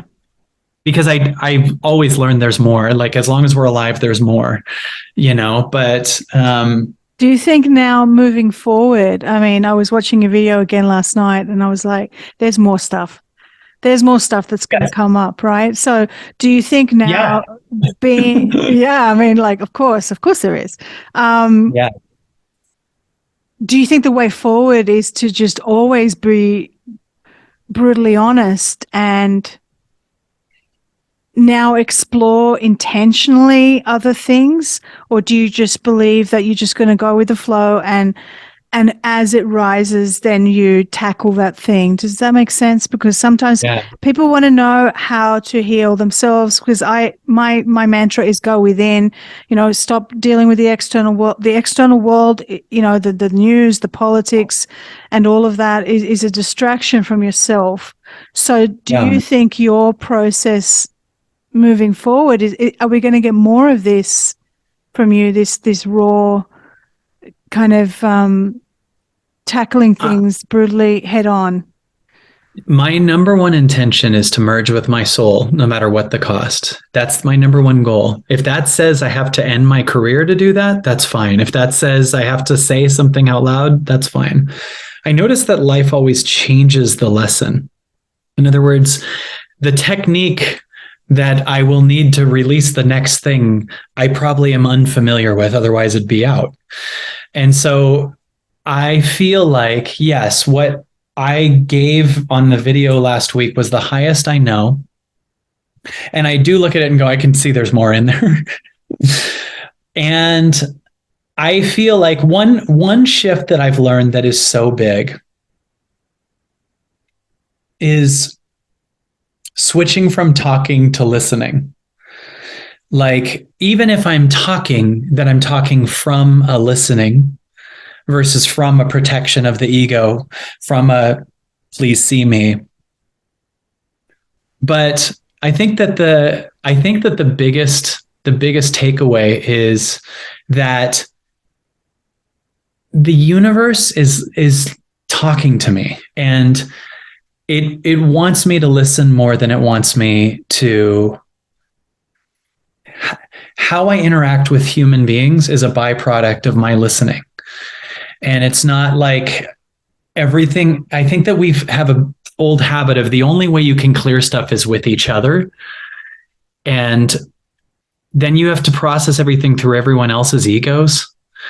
And the universe is like, I'm trying to just directly pull everything out of you. And so more and more, I just find myself, the more I let go, it's so weird. The more I let go of something in the physical realm, the better it gets, right? The more I let go of I'm not on YouTube anymore. Yeah. But I can already tell the frequency of what comes through. I believe, I don't expect, I don't know what life's going to do, but I believe it'll be higher and will offer more. And probably as a byproduct, maybe do better, but I don't care as much. You know, as you go up your own, ascension is a real thing. Yes. And as you go up it, you start to really, really, really just really get this is between you and God. It really is. And we were so tricked into thinking our purpose is within the realm of the 3D world, meaning like, there's so many people in the spiritual world feeling lost because they don't know what their purpose is. But the real problem is that they were conditioned to believe that their purpose is a career, get married, have kids, and now do something. Yeah. Right. And now they're breaking apart and they're trying to start projects to find their purpose, but it's not doing it. So they stop. Like there's so many, I know I'll start this business or I'll brand myself this way or I'll write this book. And then they stop now. Why is that? The real good news is that's because your awareness is so high that the you that's trying to do is dying and God is going to just do everything through you more and more and more. Being. Yeah. Yeah. What does that mean? Yeah, I get this. And something just cropped into my head of something you said in that video. And because I've reached this level of this being where there's certain patterns that, you know, I used to kind of be addicted to sex, and it was like this, or this desire, or this desire to be desired, you know, and this validation. And so that's fallen away now to the point where I could become celibate very easily, you know, I could, and not feel this, it's like I don't have the desire to be desired anymore. I don't need that. You spoke about that in your video, in that it's just part of like being on comedy, you know, with the tour, and like being a comedian, and having these relationships, and you know, you sleep with people, and you do all these things. And do you feel that part of you has changed now? Do you feel? I feel like it did over the last week, actually. Yeah. Like I felt like the energy that was in my body also had a very please see me, and I feel seen if you want to have sex is a way, you know? And so I definitely understand, like there was never, ever, ever anything that wasn't completely consensual, but yes, everything was always offered. Do you get what I'm saying? Like everything was always offered all the time. And that was not a problem to me until the last 3 years, when I started like saying less and less and less of that. And then once this fell out, I'm just like, God, I'd rather go to bed early and be alone. Yeah. You know, like I remember one time realizing, like maybe, I don't know, 4 months ago or something, there was a woman that I thought was really attractive and felt really spiritually aligned and felt really cool. And I was like, it'd be fun to go out with her. And then it would get to be night. And I think she felt the same way, but we just also would be like, I'm going to go to bed. And we never hung out. We've never hung out. It's just kind of texts saying hi from a distance, and like, God, I'd rather get sleep, and I'd rather, but once I cry out, I see the contrast. Like I can absolutely see like that definitely feeling like I had sex was that I'm loved. Yes. And that is not a true tie, you know, and get to a place where you understand you are love. And then that can happen if you're with someone and they also know they are love fully. Like you like, I feel like the vibration of person that I would be with from this place is totally different too. The neediness got the exact match to that 3 years ago. I mean, this is the I had a conversation with a friend and made a video with Kelly Jones, and she was a Buddhist nun for a while, and she says, the reason why she fell out with Buddhism is that this forced celibacy kind of thing is you can't force it. You kind of have to grow towards it. And I'm not saying that's the ultimate goal, but although it's, that sort of state of being is valid, it's almost like we have to evolve to this space of we so don't need the other to validate us, that we are fine just as is, right? Well, one thing I'll offer that would be really big for empaths and people that maybe have a codependency pattern, because I definitely did, is I believed the highest connection was a person that sees me. This sentence, like, that person sees me. And I used to date people that had avoidant patterns so I could fix them, and then my mom would see me. Does this make sense? So I was very attracted to people that I feel like would shut off quickly or whatever. Yeah. And I would be anxious attachment and they'd be avoidant. And anxious doesn't pick anxious as much, but definitely in the short term, when you're used to avoidance, you look over and this person that hears you and understands you, you feel understood. That feels like the right connection. You believe that's the highest connection. That person sees me. Right. And there is absolute truth in that. I'm not saying find people that don't pay any attention to you, but I believed seeing me was my God. I believed seeing me was the only thing that mattered. And really the truth is anyone that didn't see me was absolute abandonment in my body and this total dark thing. But the truth is I didn't see me. And it was only in my talking through everything to someone else that sees me where I felt seen. And I learned in the last 3 years to see me, and that the idea of seeing me is also codependency, and that I can see myself. And I still would choose someone that I can collaborate with and sees me, but it's not that that's my God. Like that, this person understands me so much that I'm completely in love and I feel completely seen. And this is actually what the universe wants me to be with. That was a dangerous place, because you always felt eventually the person doesn't see you. You think that doesn't work. And then someone new sees you and you're just kind of like, okay, this person sees me. This one doesn't. And that's not right. And that was a pattern that I had. And I think a lot of empaths can have.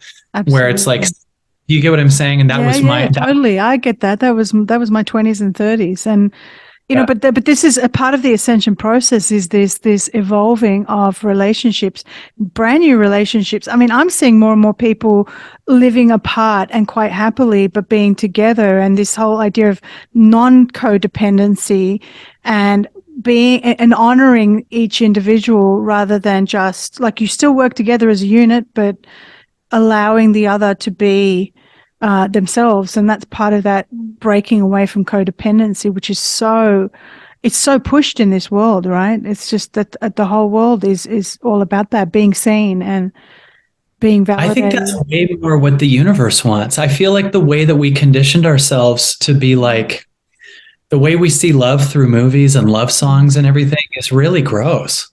Like I've taken almost any love song. I've talked about this on stage several times, but like they're so funny to me, the level of codependency in the songs. Like there's a very famous old doo-wop song called I Only Have Eyes for You.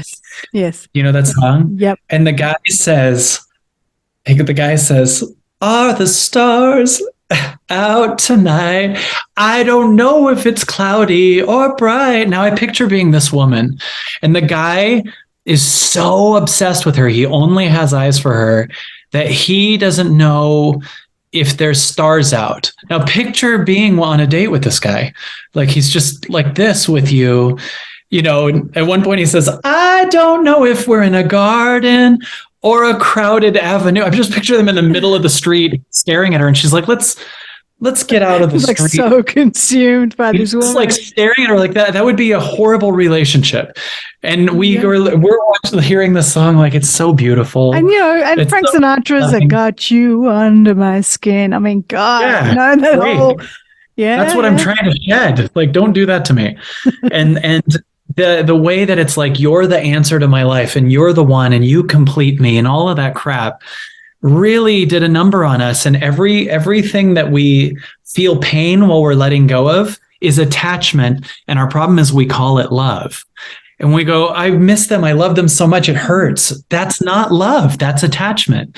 Your problem is you're labeling it love. So you're also adding the belief that it's unlove. Start with just the understanding that's attachment when you're sad that you're breaking up with them. You're supposed to feel through attachment. It's supposed to break off, but it'll be much easier if you start calling it love because it's not love.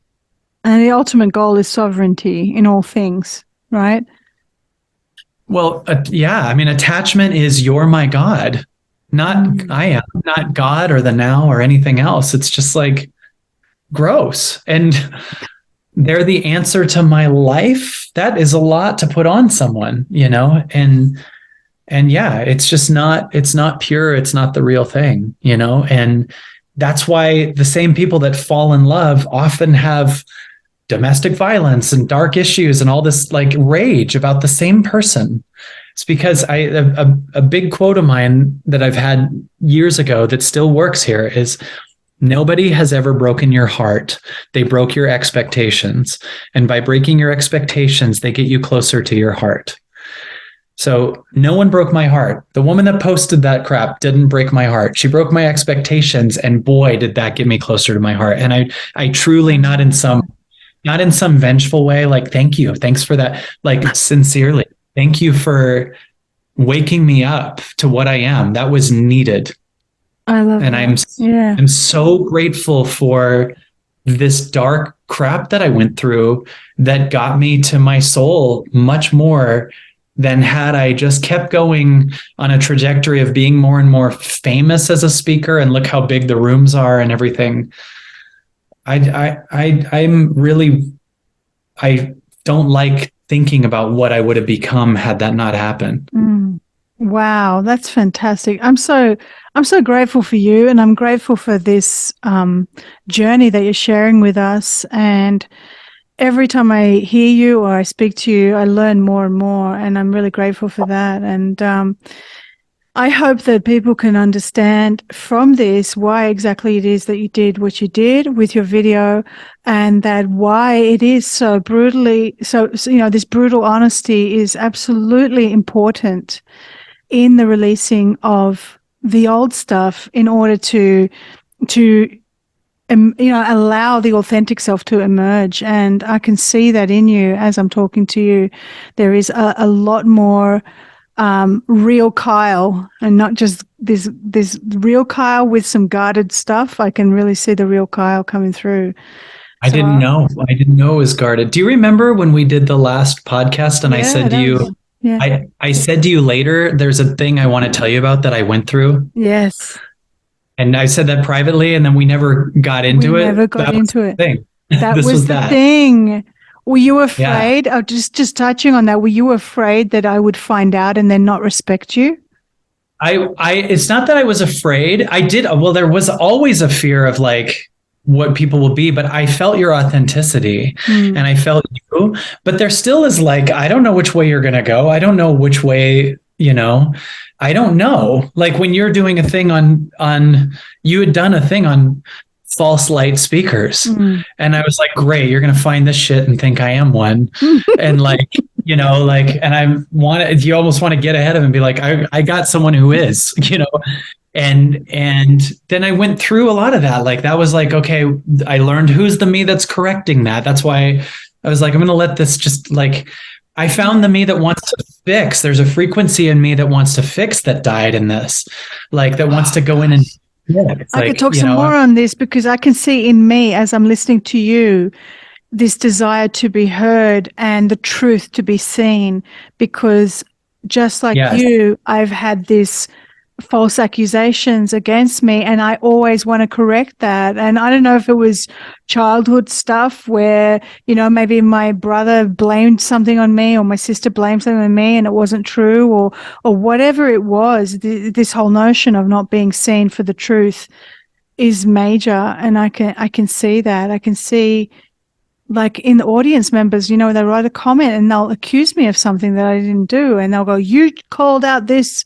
truther and I can't believe you did that. That's so dark of you." And I'm like, I never mentioned anyone. And I always have to answer that. And I want to get to the point where you are, where it's like, it doesn't matter. Like it doesn't matter. Our problem there is, and this is where I was, is that we think the truth in a circumstance is bigger than the truth of what we are, of what the now is, right?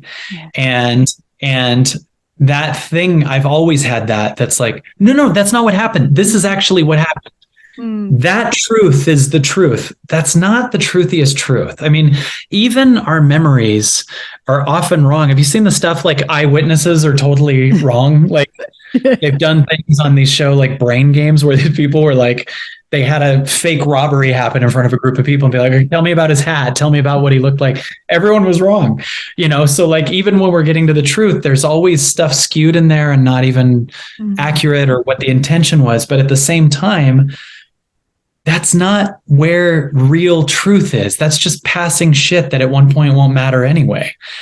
And this now is the only truth. The true now is the truth. Yeah. And not like I know who I truly am and I'm not a bad person. It's like, I just mean, maybe you need to feel through the belief that they believe that about you and find the truth in your heart that the one that wants to fix is preventing you from feeling, right? Like it's the energy that wants to fix that stops you from feeling unseen. But what if you instead were like, "I'm allowed to feel unseen in my body"? I'm going to do a whole week of not answering people. So people seriously, I'm going to do this challenge for myself. Is like, someone says something like this morning I had a comment and I'm like, I didn't interrupt that speaker. Like, that they accused me of something in an interview that I did. And I'm like, I had to answer that. And so I'm going to sit with it and I'm just going to allow people to say what they need to say without answering or without correcting or explaining myself. That's my promise to me for a whole week. I think that. And I'll tell you something. See those people saying that as a mirror of something in your body that's going to be healed. Okay. Like, imagine the universe is literally like, "Okay, show her this is there, send them in." Right? Because the more you own your truth or the more you own you and you don't care, the more those people fall off. I remember when I was a stand-up comic and I went into this and I had the first year where my content still was half in the energy of proving it to the comics that this was legit. Yeah. Because comics were totally attacking me. I just became this, to them, cult leaders guy that is Kyle, a Scientologist now or something. And my videos were like me talking, but I had this energy of like, and that's why this is good. And you guys, and there was an energy of proving it. And that was met with a lot more attacky comments. And as I go up in knowing where I don't care as much, it's less. And I really see the external mirroring me, right? So when someone on the external is attacking me, oh, that's showing me something is here that I haven't alchemized. Right. And so that's what that was 3 years ago, even though I knew that wasn't the truth or what the accusations were, didn't feel authentic to me or true, I still knew there was a reason the universe was giving me this. Mm-hmm. You get what I'm saying? I still knew the universe, like, this is true in that you're supposed to have this. Like, there was a quote in a great... Truth is truth. I love that. Yeah. Yeah. Like, you're supposed to be going through this, Kyle. You will learn why, but for you to really move forward on your journey, for you to know who you are, we got to hit your deepest fears. Like, I believe everything you're scared of happening, you can heal internally. And if you don't, it'll happen externally. Yes, I believe that 100%. You'll get hit on the noggin by the universe. It'll force you to face that thing for you to heal from it, because everything is perfect in the universe and totally. Yes. Absolutely. Yes, that's exactly right. The external is going, okay, this is what you didn't alchemize inside. So when I meditate enough, I can cry it out, and then it goes. Like I've had it where there was a thing I worried about, like in 2 weeks, this thing will happen. And then I felt it fully and cried it out. And it felt like it was close to happening and then didn't. Do you get what I'm saying? It's almost like the universe, like, oh shit, he got it. Okay. Like it came out here, so it didn't happen here. I love that. Yeah. Oh wow, I'm excited. I'm excited to do some crying now. Seriously, like, so if I was to let's just take it to this point, and we can end soon. But so as you're talking, I love this. I geek out over this stuff. Like I seriously do. Self-development is like such an awesome thing. So I'm hearing you talk and saying your truth. And as you're talking, I'm remembering things I'm feeling guilty about. I'm remembering things that I'm holding on to or hiding. And so if I was to now have that conscious awareness of that thing that made me go, ugh, oh yeah, I wasn't completely honest about that private thing that I was thinking about or what have you, what would be the process then? If I'm just by myself, yes. Would you say, because I mean, where I live is there's a lot of hiking trails and stuff like that, and I'm in the mountains, and my answer often is to go to nature, but yes. So if I gave you the answer only based on what I've just learned, I would say, first of all, don't check out the frequency of, am I trying to say it to fix it and get it out? Or is it boiling in here for me to hear? There's a difference, right? So like you could hear this content and hear that I released all that stuff. And then you suddenly want to go through I got to call every person and be like, remember when I said it was a muffin? It was actually a scone. And you're going to call someone else and be like, hey, I'm sorry I said yes when I meant maybe. Hey, I'm sorry. Like you're like fixing. Yeah. And you're just like in this bizarre, like trying really hard to fix. There's something deeper in this that like it. I mean, you got to realize that the release you see in this video, make sure you watch the current one, not the old one. The current one is the one that like where I'm crying at the beginning. What do you mean the old one? Was there one you released a few years ago, or? Well, yeah.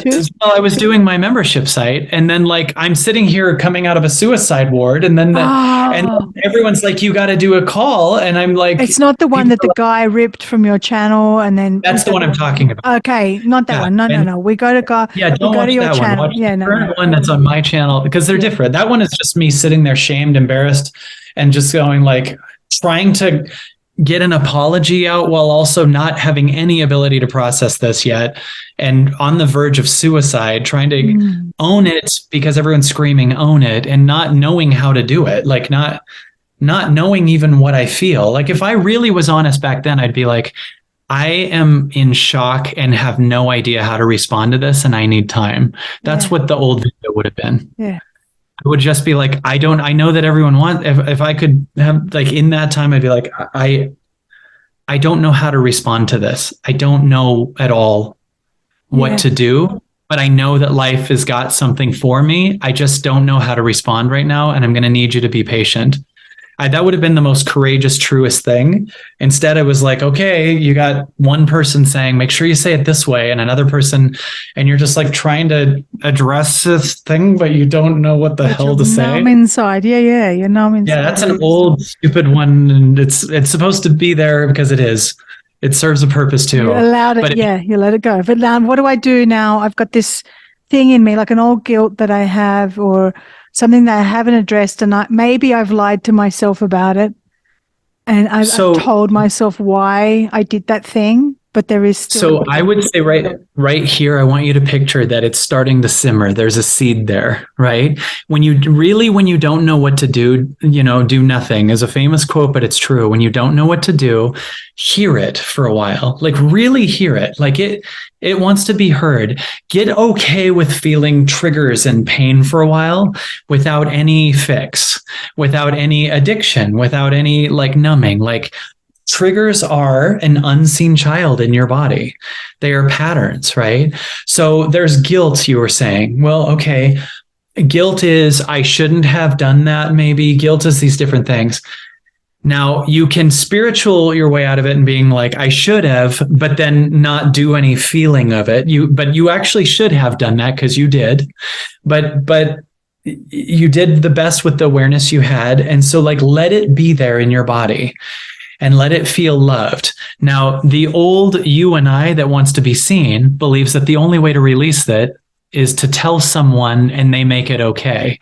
But that's like circumstantially okay. It's now they're your God, by the way, because they cleared you and they made it okay. But you can't get to the root of this. There is some good stuff in our body. So this is what, like, man, it was so painful for me for 3 years that it took a lot of going inward. And you saw that giant cry out, but what you didn't see is every other day, a lot of tears like that. Every 2 or 3 days, I had crazy cry outs for 3 years, Right. like really deep rooted cry outs. Right. So life is trying to get you to surrender things that are little addictions, whether it's an image, whether it's scrolling, whether it's sex, to get you to like become present for it. As you do that, it'll feel sometimes like there's no turn. It's never going to get out. Like it just feels like it's not ever. Then you kind of lose the need to get it out. You just start to sit with it. Then it'll become some little tears, maybe. Like it'll just be, I hear you. I know you're hurting, like, and then maybe you'll hear a thing. Oh, it feels abandoned. Like if I took the guilt that you feel in your body, if we take the girl in there, the 5-year-old girl, what would she say? I feel unloved. I feel unwanted. I feel Unseen. bad. I feel Yeah. unseen. Yeah. So take a deep breath in. And this is basic Kyle now, but I would say to her, you're allowed to feel unseen in my body. So I'm allowed to feel unseen in my body. It's even better if you do it this way. Like you're the one remember you, JC, are the one that's sitting there, Yeah. right? So we're telling her all of your pain is a past pattern. It's not you. Mm. Right? So you're going to actually say to her, you're allowed to feel unseen in my body. Okay. You're allowed to feel unseen in my body. Yes, because she's never, tell me what you're feeling right now. That's good, JC. I just saw me as a 5-year-old, like looking at my parents who are not noticing me. And Yes. I got really emotional. Yes. And she's always, ever up until this moment, every time that image comes up, she fixes it, gets them to see her. But right now, you're being the parent that sees her.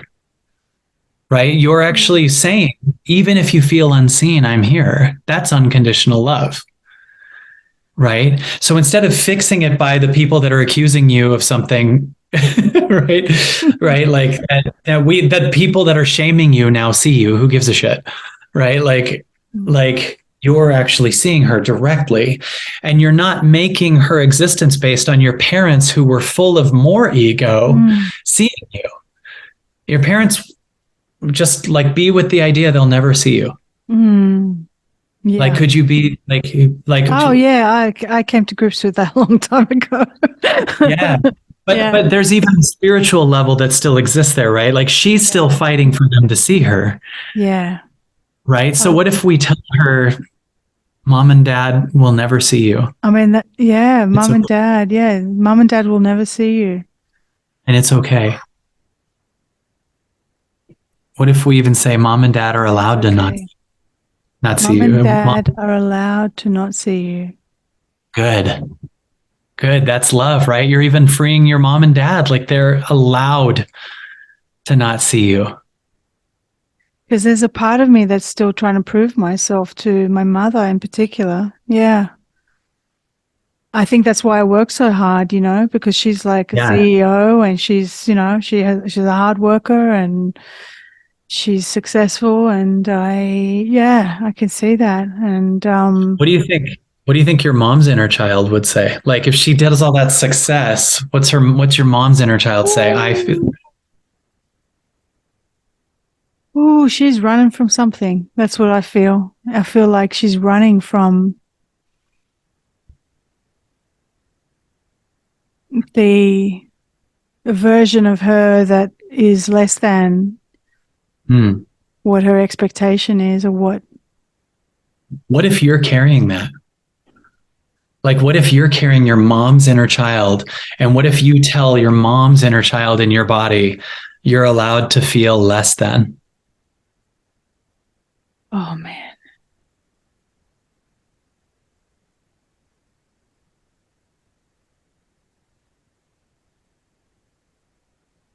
You're allowed to feel less than, Mom. Look at that. Unconditional love. Oh, my Where, gosh. I saw her, like, she's such a powerful person in my life. And I suddenly saw her so vulnerable, mm, like that's really vulnerable, which is, she doesn't portray that, she portrays herself as very together and successful and powerful and always knows the answer. And yeah, I just saw her whole energy just crumble into this a vulnerable woman who needs, support. who just, it's not even, she just needs to be allowed. All you're Yeah. doing is seeing the truth, right? Like, think of that. Seeing your mom as just this work machine that's really successful is not the deepest truth, Ah, which is why circumstantial truth is bullshit anyway, because it's like, mom is a badass. Mom, well, under it, there's a kid that's there, right? So this is why the truth at the level of this isn't really that investigated, right? Like, it's, if we say your mom is a working hero, I know that's there and she's so successful and everything. Your mom is also someone that feels less than and has been fixing that ever since versus allowing it. and hiding behind, yeah. Yes. Not facing, not dealing, yeah, and carrying all of that within her. Yes. And then I carry that Right. because I want to fix that part of her in me. Yes. Mm. That's hers. Like, quite a bit of it's hers. Like, I Yeah, it think I got is. my dad's, right? Yeah. Yeah. Yeah. Because my earliest memory is me as a 2-year-old seeing my mother crying, like really crying and weeping because we'd migrated to Australia and she missed her family. And I wanted to fix that as a 2-year-old. How do I stop my mum from crying? How do I stop Yeah. her from being in pain? Whoa. Moms say this, mom's allowed to cry. Mum's allowed to cry. Yeah. Let's not stop her. Ooh.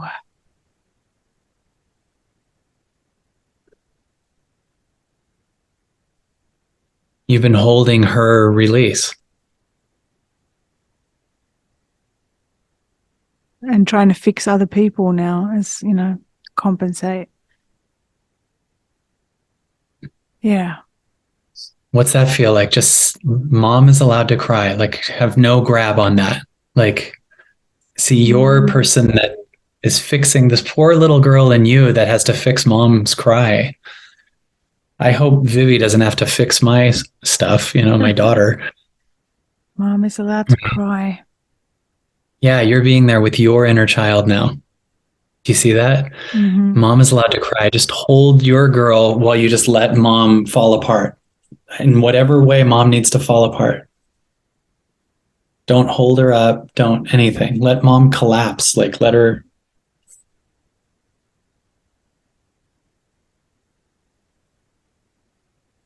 Mm. I see the bigger picture of why, like the universe's reason for why she's allowed to do that, why that's important to the bigger picture.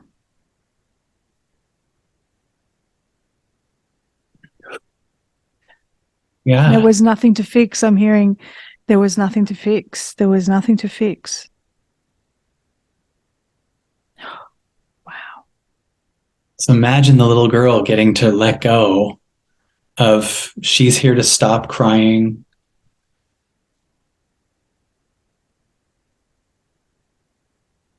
Like, I see why she did it. Like, if, yeah, what are you feeling? I just saw like I had an X-ray on my body as a little girl, and I could see where that was held. I had I suffered from a lot of urinary tract issues as a kid, and I went straight to the bladder, like straight there, the pain there, and then straight to the throat because I had a lot of tonsillitis. So this pain, like not being able to speak, not being able to let it out, holding on to the tears and the fluid in the body. Ooh, that's big.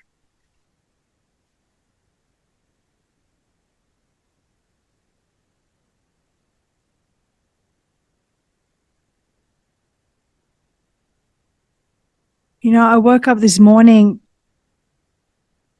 I was half asleep, and every morning, I swear to you, first thing in the morning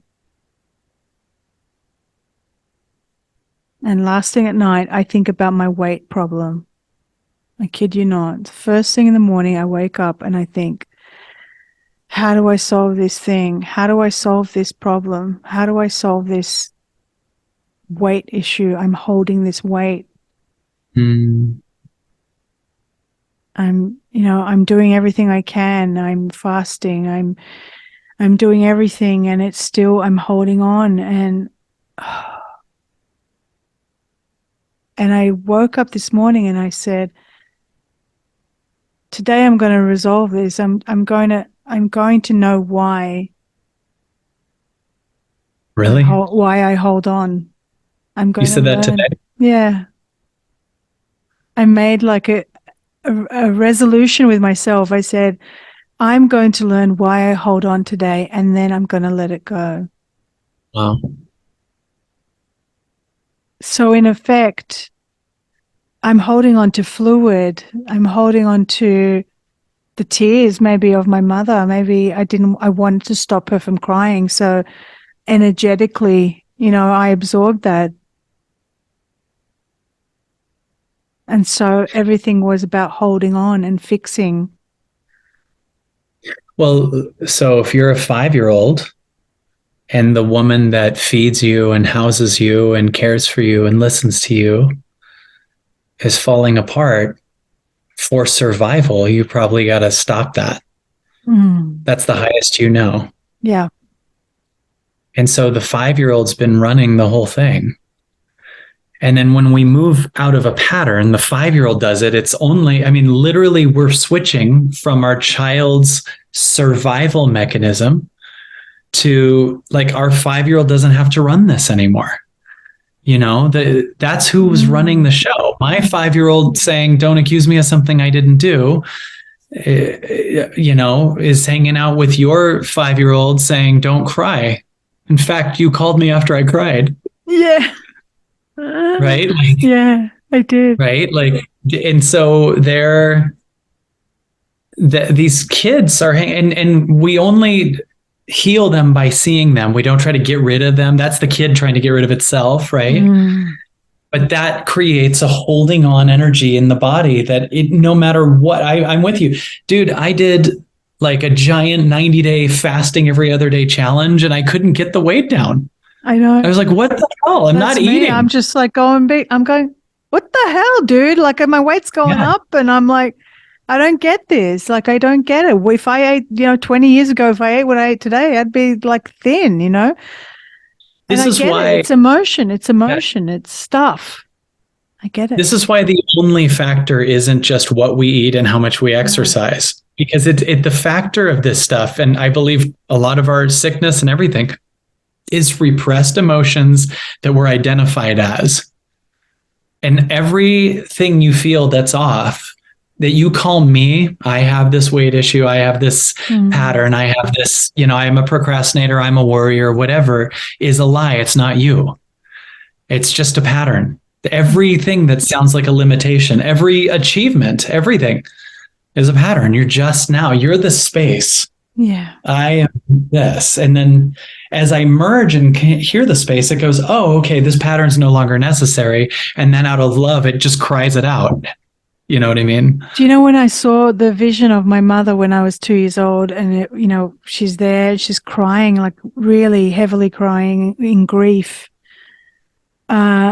I saw the perfection in that moment. I had this realization, this kind of like Satori almost, this realization of the perfection of all of it, and how it came full circle, that I almost could feel in that instant God saying, do you see how perfect this is, that this had to happen for your mum to be the way she is, for you to then be the way you are, and then you to come to this point in your life and realize in front of thousands of people this realization just for you to get it. We came full circle. I saw the perfection in that moment.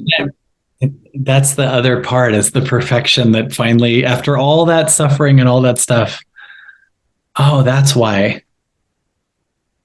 Like, everything, it was actually perfect. Everything is perfect. Everything is perfect. And that, and us realizing that and letting this human part of us that wants to control everything and fix everything, us letting that go is the process of embracing the perfection of the universe, right? That's why you're saying, like, you letting go or reaching that frequency of just knowing that, leave that video up, let that person think that all of that is perfect, because you're embracing more you're allowing the universe. I have this saying recently, is like, I let God be my PA, right? It's like God is my PA, because it's like I just allow whatever needs to happen to flow and to dictate what I'm going to do today or tomorrow. And so you're doing the same thing, right? Yes. And I also believe, like, that truth has a frequency, and that as you go up, that you start to be like, that there is a reason why you're like, let that be there, I don't care, because it's a part of my past and it exists, right? And so there is this thing about just going up and being like I believe as we go up the Hawkins scale thing, that the collective is going up it too. And you can go up it, or you can stay in a negative low vibe and just kind of start getting swept away. Like, we're going up so fast, and this next 10 years is going to be bonkers, and everything that's not true is going to be wiped out. In other words, as we see the control attempts of our government, the media attempting to brainwash, as we see these things, know that the upside to this whole thing is we all see it. Like, they were all doing those things 30 years ago. We just had no idea, right? So now things that are lies are going to fall apart, externally and internally. So hate coming at you is passing. You don't need to prove anything to that energy. That's their patterns. That's their unseen shit. That's their anger. That's their blockedness, right? And there's a frequency life is asking you to go up, and be willing to sacrifice people that aren't going up in that frequency, and be like, okay, even if I lose some of my audience, you'll gain a different audience that'll match you at your knowing frequency anyway. But like, as you connect to God more and more and more, you start to hear what's really true. And you start to, if you see the world as mirroring you, you don't have to prove it as much to what's mirroring you. You just, like, that just will change. Yeah. Right? That's just changing based on your level of truth. So like if someone makes a false accusation at you, I'm talking like a quick passing YouTube comment, like you were saying, or whatever. Yeah. You just let that go. Like, just imagine it's a cloud going by. But imagine that the cloud's going by and you try to grab it and be like, this is really what's true. Now the cloud's here. Like now you're meeting it, but it's all going. And really know when you're triggered, don't react from the trigger. Hear what's under it. Yeah. Right. When you're triggered, someone says something about you, when you go, nah. Okay. I'm going to make that promise to myself. I'm going to make that promise to myself. I am. I will make a promise to myself that for at least a week, I'm going to, rather than have a knee-jerk reaction to things where I have to explain myself, that I just allow it and really look at myself rather than the mirror. I look at myself, right? Amazing. Yes. Yeah. Like imagine it's a mirror. Really picture every person as a mirror. Yeah. Right? Like I think Bashar says this, but you don't change the mirror if you don't like what you see, right? So it will mirror your frequency. It will mirror your now. It will mirror your surrender. It will mirror what you cry out. When you cry out, Mom, you don't have to hold her. You will be shocked at what else you don't hold.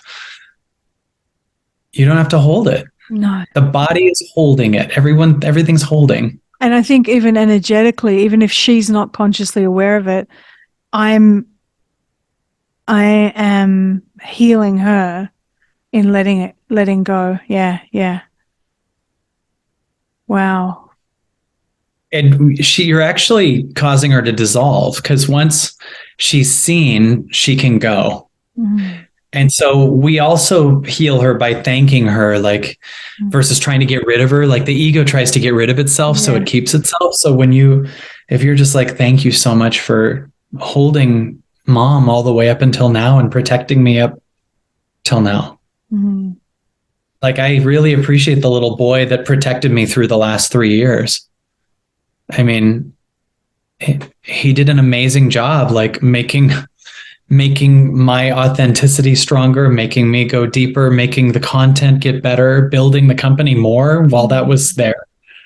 And then just like, I just felt like that day he died, like a lot of them died a week ago. Wow. This is good stuff. This is good stuff. This is good shit, Kyle. I know. It's so fun. It is. It's so fun. It's why we're here. And to be able to do this with that out is so amazing. Like, I'll just tell people, the thing you think is the biggest deal that everyone gives a shit about, no one cares. And no one will care more once you release it. Yeah. It's you're scared they care that gives them power over you, that it will attract the match to that. It will attract people that want to exploit that and use that. But it's your fear of them doing that draws them in. And when you just are like, screw it. Yeah, this happened, whatever. This is what really happened. This is the thing, whatever. Not from a fix, but just like free, like just free yourself, or hear it internally, whatever you need to do. But just know that like, I'm just sitting here for the first week of my life. Yeah.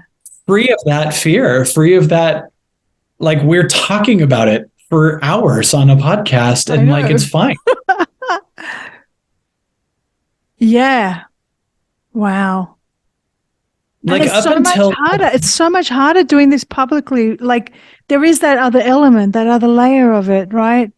Because, the old you would have been like, oh shit, what's Joe Rogan going to think of me doing this thing? Yes. Right? And then I don't care at all. Like, you don't care at all now, right? I mean, the old me, if someone didn't text me back within 24 hours, would get horrified. They're going to pivot and try and make something up and ruin my life. Woo. Do you have that? Yeah. Like that was real. Like, I don't care now, but like, I mean, I don't have that in my life, but I can see. Yeah. I can see with that. Like a person not responding to it, which was so shitty of me. Like it was just, but also you're abandoning me if you don't. And by the way, I didn't text a ton of people back all the time.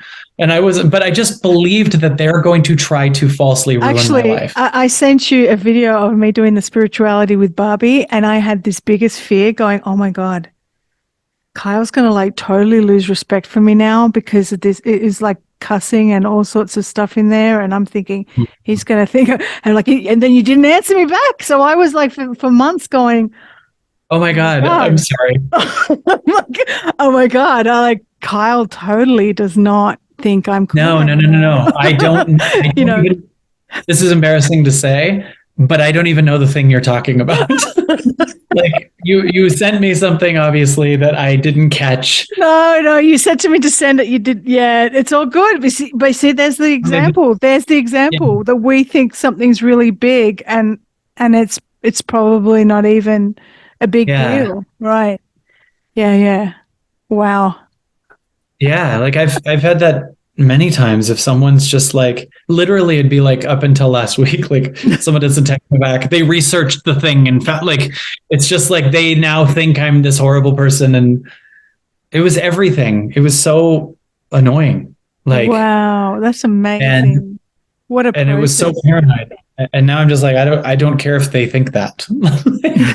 And it never is that, you know, and they don't, it always would be like, oh no, I didn't, or, you know, I don't, but like in my body, everything was that. And that was the level I lived up to, right? Like I was able to do amazing content with the people who loved my work and then would have this insecure side that would be like, they think this, or I need to fix this immediately or whatever. That's what's on. And, you know, I found myself feel really close to the people I could tell that to, that I still was friends with after that, you know, like I did feel I could tell you that and just never got around to it. But I felt like this was a better way to tell you. Just make this YouTube video. Just make the YouTube video. I'm so glad that you did. Well, you know, everything is in divine perfect order and everything happens for a reason the way it did. Because you know what? If you didn't tell me this way, I couldn't have gotten healed and thousands of others couldn't have gotten healed. So, wow, that's why this is great. That's why the accusation was perfect. Like literally the accusation led us to you releasing your inner child from fixing mom. Like, do you see how amazing this is? It's all perfection. This is amazing.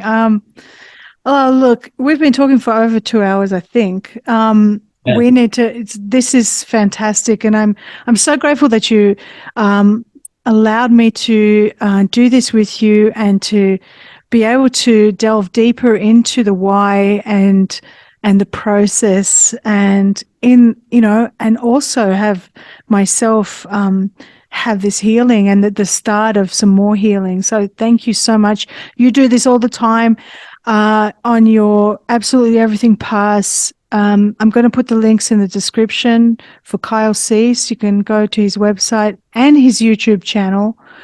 And I'm going to put all the links there. And thank you so much, Kyle. Let's do this again. You know what we could do? Since you're mentioning the I have to say the Absolutely Everything Pass, it's been my membership site for like 5 years now. Mm-hmm. But this last week, I can feel it's a whole new dimension now. Mm-hmm. We have for the public that it's like $7.95 to get a year of the Absolutely Everything Pass, but I'd give you a code. Mary, should we do like a code that they could get it for $2.99 for a year? Oh, my assistant's on, like literally it pays. Oh, we already have. Okay. The code is water. So if any of your people want, so the Absolutely Everything Pass is so unreal and amazing.